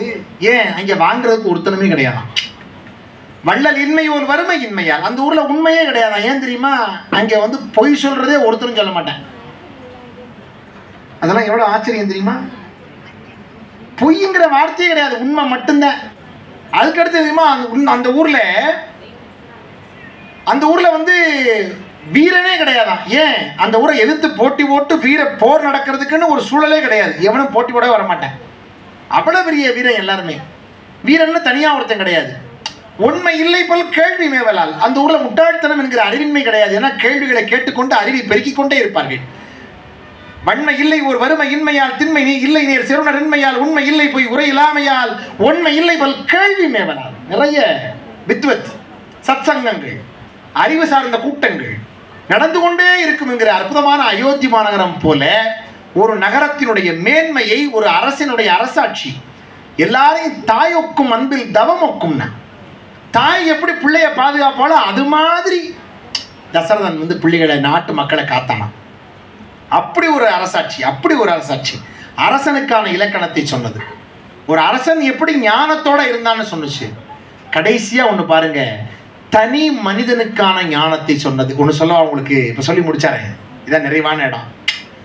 ரொம்ப அற்புதமான கதாபாத்திரம் ராமாயணத்துல. இங்கிட்ட எல்லாம் சொன்னோமா, அங்கிட்ட ஒண்ணு சொல்ல விட்டுட்டோமே. ஒரு பக்கம் அங்கிட்டு இருக்கே, எது எது சார்? கதையை கரெக்டா கேட்டிருக்கேன்னு அர்த்தம். கும்பகர்ணன் ஆச்சு. என்ன கதாபாத்திரம்!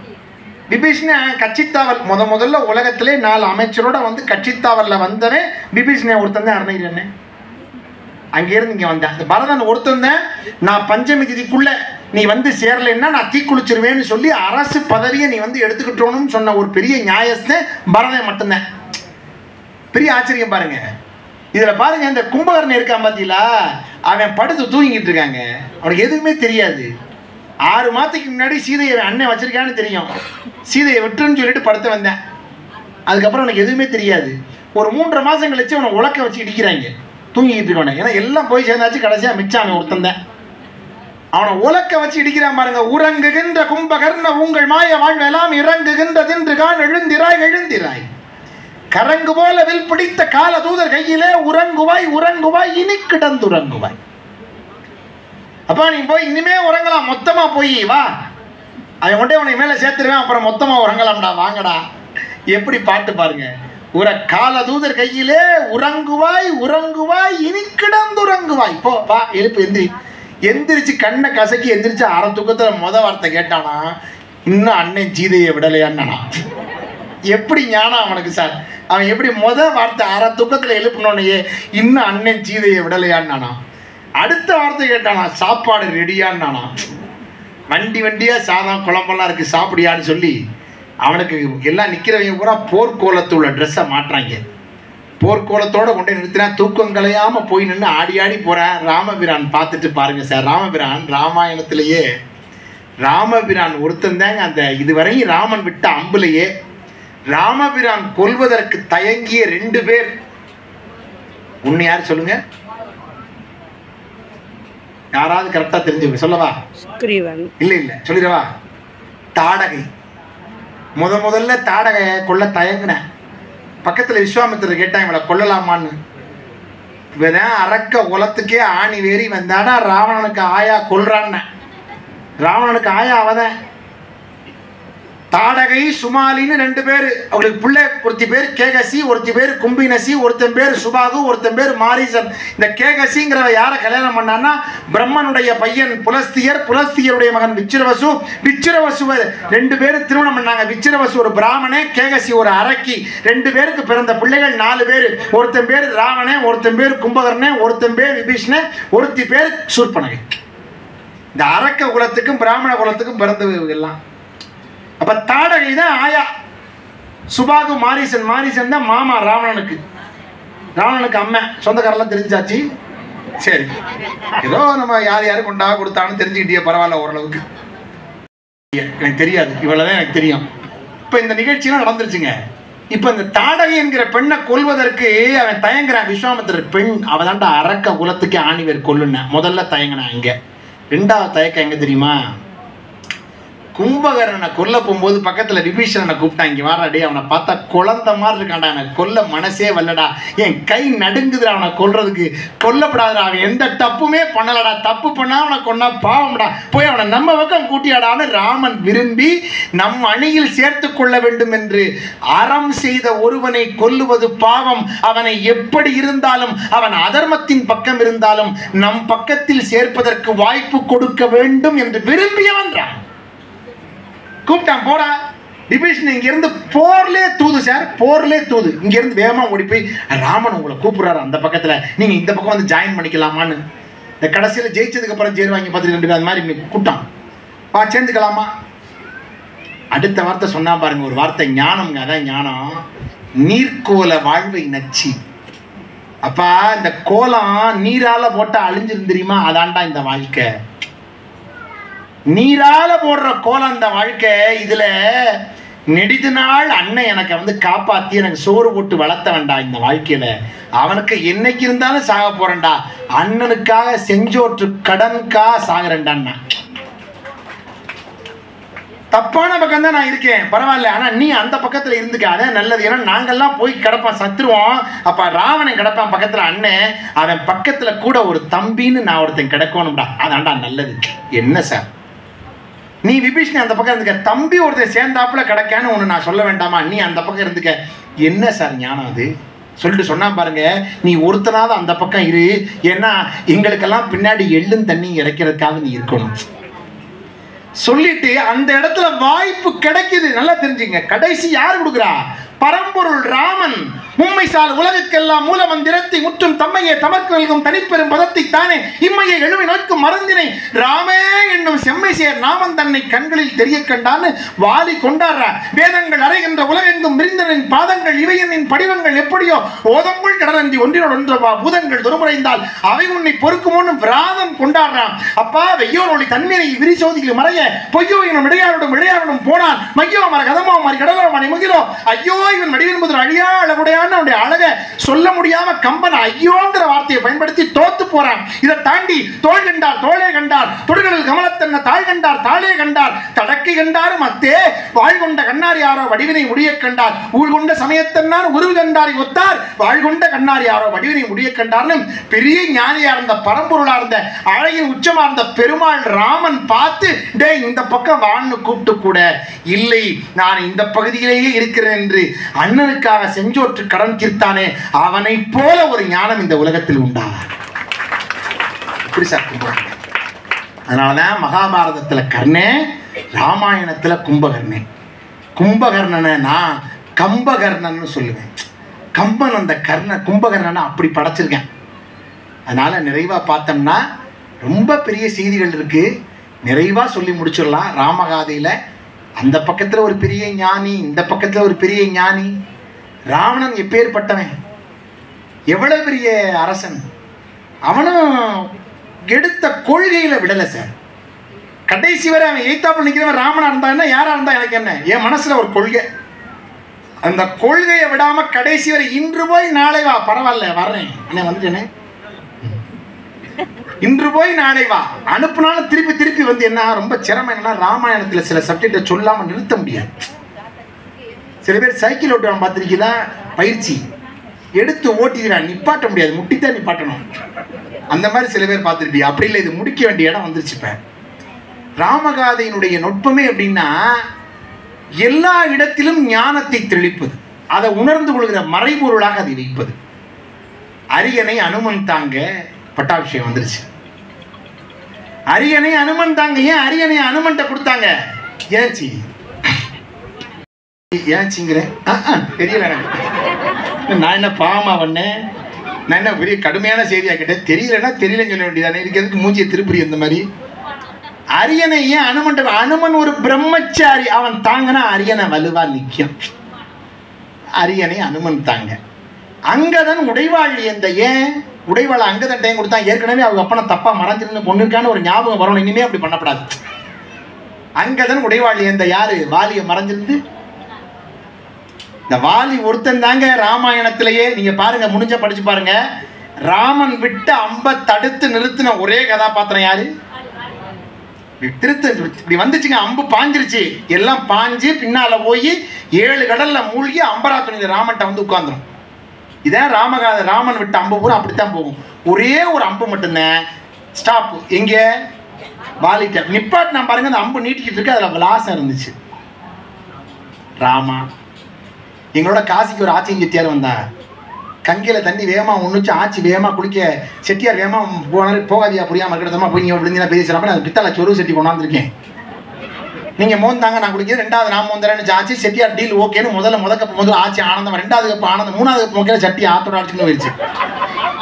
அதை வாங்கி நீங்க நம்ப மாட்டீங்க, ஆட்சி பறக்குது, சட்டிங்குது பக்கத்துல. அவன் ஐயா நீங்க உள்ள போயிருவேங்கிறேன், ஆட்சி செட்டி வானும் பரவாயில்ல, சட்டி வந்துடணும்னுச்சு. நீங்க நம்ப மாட்டீங்க, வேகமா அவர் அந்த ஆட்சியும் செட்டியார் இருந்த வேகத்தை பார்த்து கங்கையில் அவன் படகை செலுத்தினாங்க அந்த சட்டியை நோக்கி. அடுத்த படித்துறை தாண்டி பிடிச்சான் பாருங்க, அந்த சட்டியை வாங்கி ஆட்சியில வந்து கொடுத்தான். அந்த ஆட்சி சட்டியை வாங்கி முதல்ல பூனமுனா சொன்ன பண்ணல, நான் ஆத்தாட்டு விலாசம் உள்ள விடா சட்டி அனுச்சு. இந்த கங்கையில போய் விலாசத்தை எடுத்த ஒரே குரூப் நம்ம ஒருத்த மட்டும்தான். இந்த விலாசம் அங்க வந்து பாருங்க, அதே மாதிரி கண்ணாடி சீசால, சீப்புல, ஈருவியில, பல்லுக்குத்துற குச்சியில அத்தனை முதல் கொண்டு விலாசம் அடிச்சிருப்போம். இந்த மாதிரி அம்புல விலாசம் அடிச்சிருந்தானா ராமான்.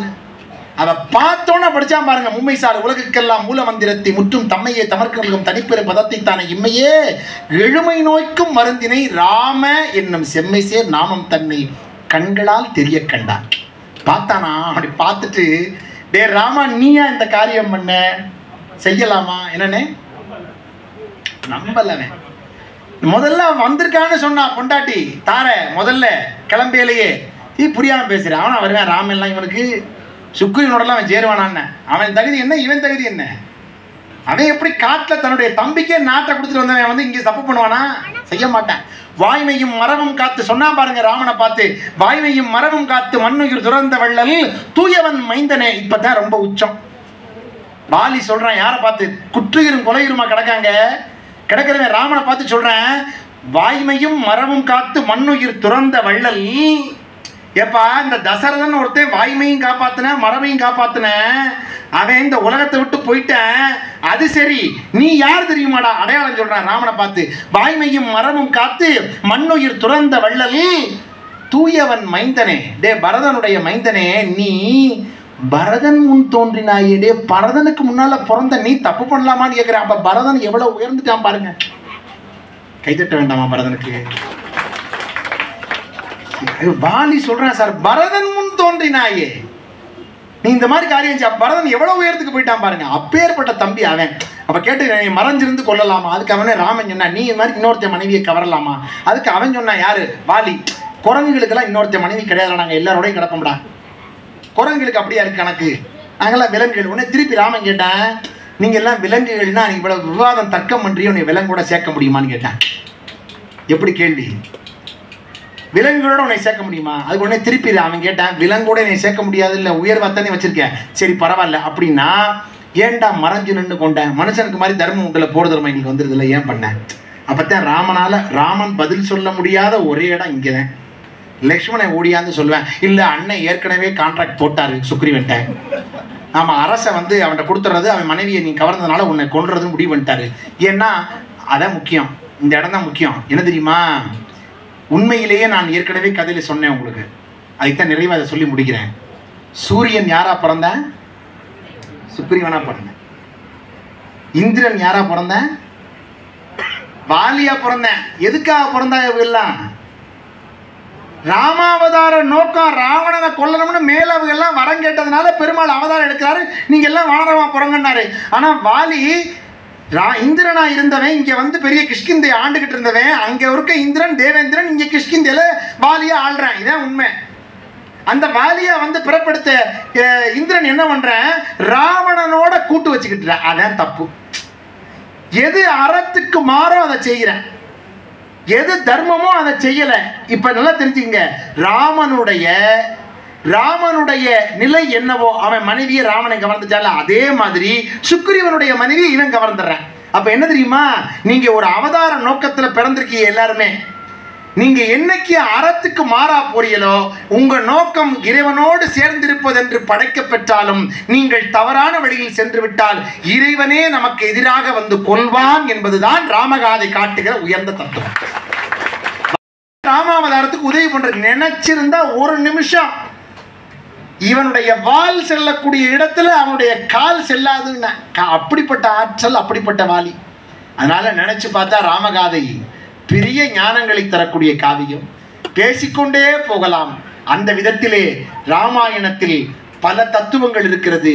ராமாயணத்தினுடைய ஞான பாதையை நாம் ஏற்றுக்கொண்டால் குடும்பத்தில், பணி செய்கிற இடத்தில், நம்முடைய அரசு பணியில், அரசியல் பணியில், எல்லாவற்றிலும் தூய்மையாக தன்னுடைய வாழ்வை வைத்துக் கொள்வது, நல்ல வார்த்தை பேசுறது, நல்ல சொற்களை சொல்றது, நேர்மறையா பேசுறது, எல்லாவற்றையும் ராமாயணம் கற்றுத்தருகிறது. ராமமந்திரத்தை சொல்ல சொல்ல புண்ணியம் பெருகிறது. நிறைவாக தனி மனித ஞானம் பெற்று ஒருவன் ஞானத்துவத்தோடு இந்த வாழ்வை கடப்பதற்கு ராமகாதை பெரிய பாதையை காட்டுகிறது என்று சொல்லி வாய்ப்பளித்திருக்கிற பெருமக்கள் அத்துணை பேருக்கும், வீரப்ப செட்டியார் உள்ளிட்ட அத்தனை பெருமக்களுக்கும், வாழ்க்கையில் என்னன்னா இந்த உடம்பு எம்ஜிஆர் பக்கத்தில் வந்துட்டா அத்தாடி, இந்த உடம்பு நிலை இல்லை, மனுஷ வாழ்க்கை நிலை இல்லை. இதை சொன்னவர் யார்? பட்டினத்தார் தான். ஊரும் சதமல்ல, உற்றார் சதமல்ல, உற்று பெற்ற பேரும் சதமல்ல, பெண்டீர் சதமல்ல, பிள்ளைகளும் சீரும் சதமல்ல, செல்வம் சதமல்ல, தேசத்திலே யாரும் சதமல்ல. எது சதம்? இறைவனுடைய திருவடி ஒன்று மட்டும்தான் சதம். நின் தாழ் சதம் கட்சி ஏகம். அதான் சரணாகதி தத்துவம். ஒரு சாமியாரு, பணக்காரன் ஒருத்தர் சாமியார்ட்ட போன, சரண் நாங்களேன்னு ராமாயணம் சொல்லுது. அதனால அன்னவர்க்கே சரண் நாங்களேன்னு சொல்லி மங்களமா எல்லா நிகழ்ச்சியும் எல்லாருக்கும் சுப நிகழ்ச்சியா நடக்கணும்னு பிரார்த்தனை பண்ணி, எல்லோருக்கும் கலையாத கல்வி, குறையாத வயது, ஒரு கபடு வராத நட்பு, கந்தாத வழமை, குன்றாத இளமை, கழுவு பிணிகளாத உடல், சலியாத மனம், அன்பகலாத மனைவி, தவறாத சந்தானம், தாழாத கீர்த்தி, மாறாத வார்த்தை, தடுக்க வராத கொடை, தொலையாத நிதியம், கோணாத கோல், ஒரு துன்பமில்லாத வாழ்வு, எல்லாம் அல்ல இறைவன் பாதத்திலே அன்பென்கிற 16 செல்வங்களும் பெற்று பல்லாண்டு பல்லாண்டு பல்லா இரத்தாண்டு பல கோடி ஆயிரம் ஆண்டு மகிழ்ச்சியோடு வாழ வேண்டும் என்று வாழ்த்தி, அடுத்த ஆண்டு ஐயா அன்புக்குரிய நம்முடைய வீரப்ப செட்டியாருடைய சதாபிஷேக விழாவிற்கு எல்லோரும் அணிவகுத்து ராமரோட நாங்கள்லாம் வர்றோம், வந்து சிறப்பாக நடத்தணும், அந்த அருமையான காட்சியை பார்க்கணும்னு சொல்லி இந்த இனிமையான நிகழ்ச்சியில் வாய்ப்பளித்த அண்ணன் திரு முத்தியானன் அவர்கள், அன்புக்குரிய நண்பர் திரு துபாய் அழகப்பன் அவர்கள், வள்ளிக்கண்ணு அழகப்பன் அவர்கள், அதுபோல திருமதி செந்தில் அண்ணன் திருமதி மையப்பன் ராமசாமி அவர்கள், குடும்பத்தார் எல்லோருக்கும் மருமகள், மகள், மாப்பிள்ளை பேரெல்லாம் எனக்கு நினைவுக்கு உடனே வரலைனாலும் கூட அத்தனை பேரையும் நான் மனதார வாழ்த்துறேன். இந்த குடும்பம் என்கிற ஒன்று கோவிலாக வளர்ந்து அத்தனை பேருக்கும் மிகச் சிறப்பான நிகழ்ச்சி நடத்தட்டும் என்று சொல்லி மீண்டும் அடுத்த ஆண்டு 80வது ஆண்டு ராமாயண விழாவில் இனிமையோடு சந்திக்கிற வாய்ப்பை ராமன் நம்ம அத்தனை பேருக்கு வணங்கட்டும். நன்றி, வணக்கம். ராமகாதை காட்டும் ஞான பாதை சொற்பொழிவினை கேட்டு மகிழ்ந்த அனைவருக்கும் ராமபிரானின் அருள் பரிபூரணமாக கிடைக்கட்டும். வீடியோ பிடிச்சிருந்தா லைக் பண்ணுங்கள், கமெண்ட் பண்ணுங்கள், உங்கள் ஃப்ரெண்ட்ஸுக்கு ஷேர் பண்ணுங்கள். இதுவரை சப்ஸ்கிரைப் பண்ணாதவங்க மட்டும் மறக்காமல் எங்கள் சேனலை சப்ஸ்கிரைப் பண்ணுங்கள். அடுத்து ஒரு புது வீடியோவில் உங்களை நான் சந்திக்கிறேன். Thank you friends.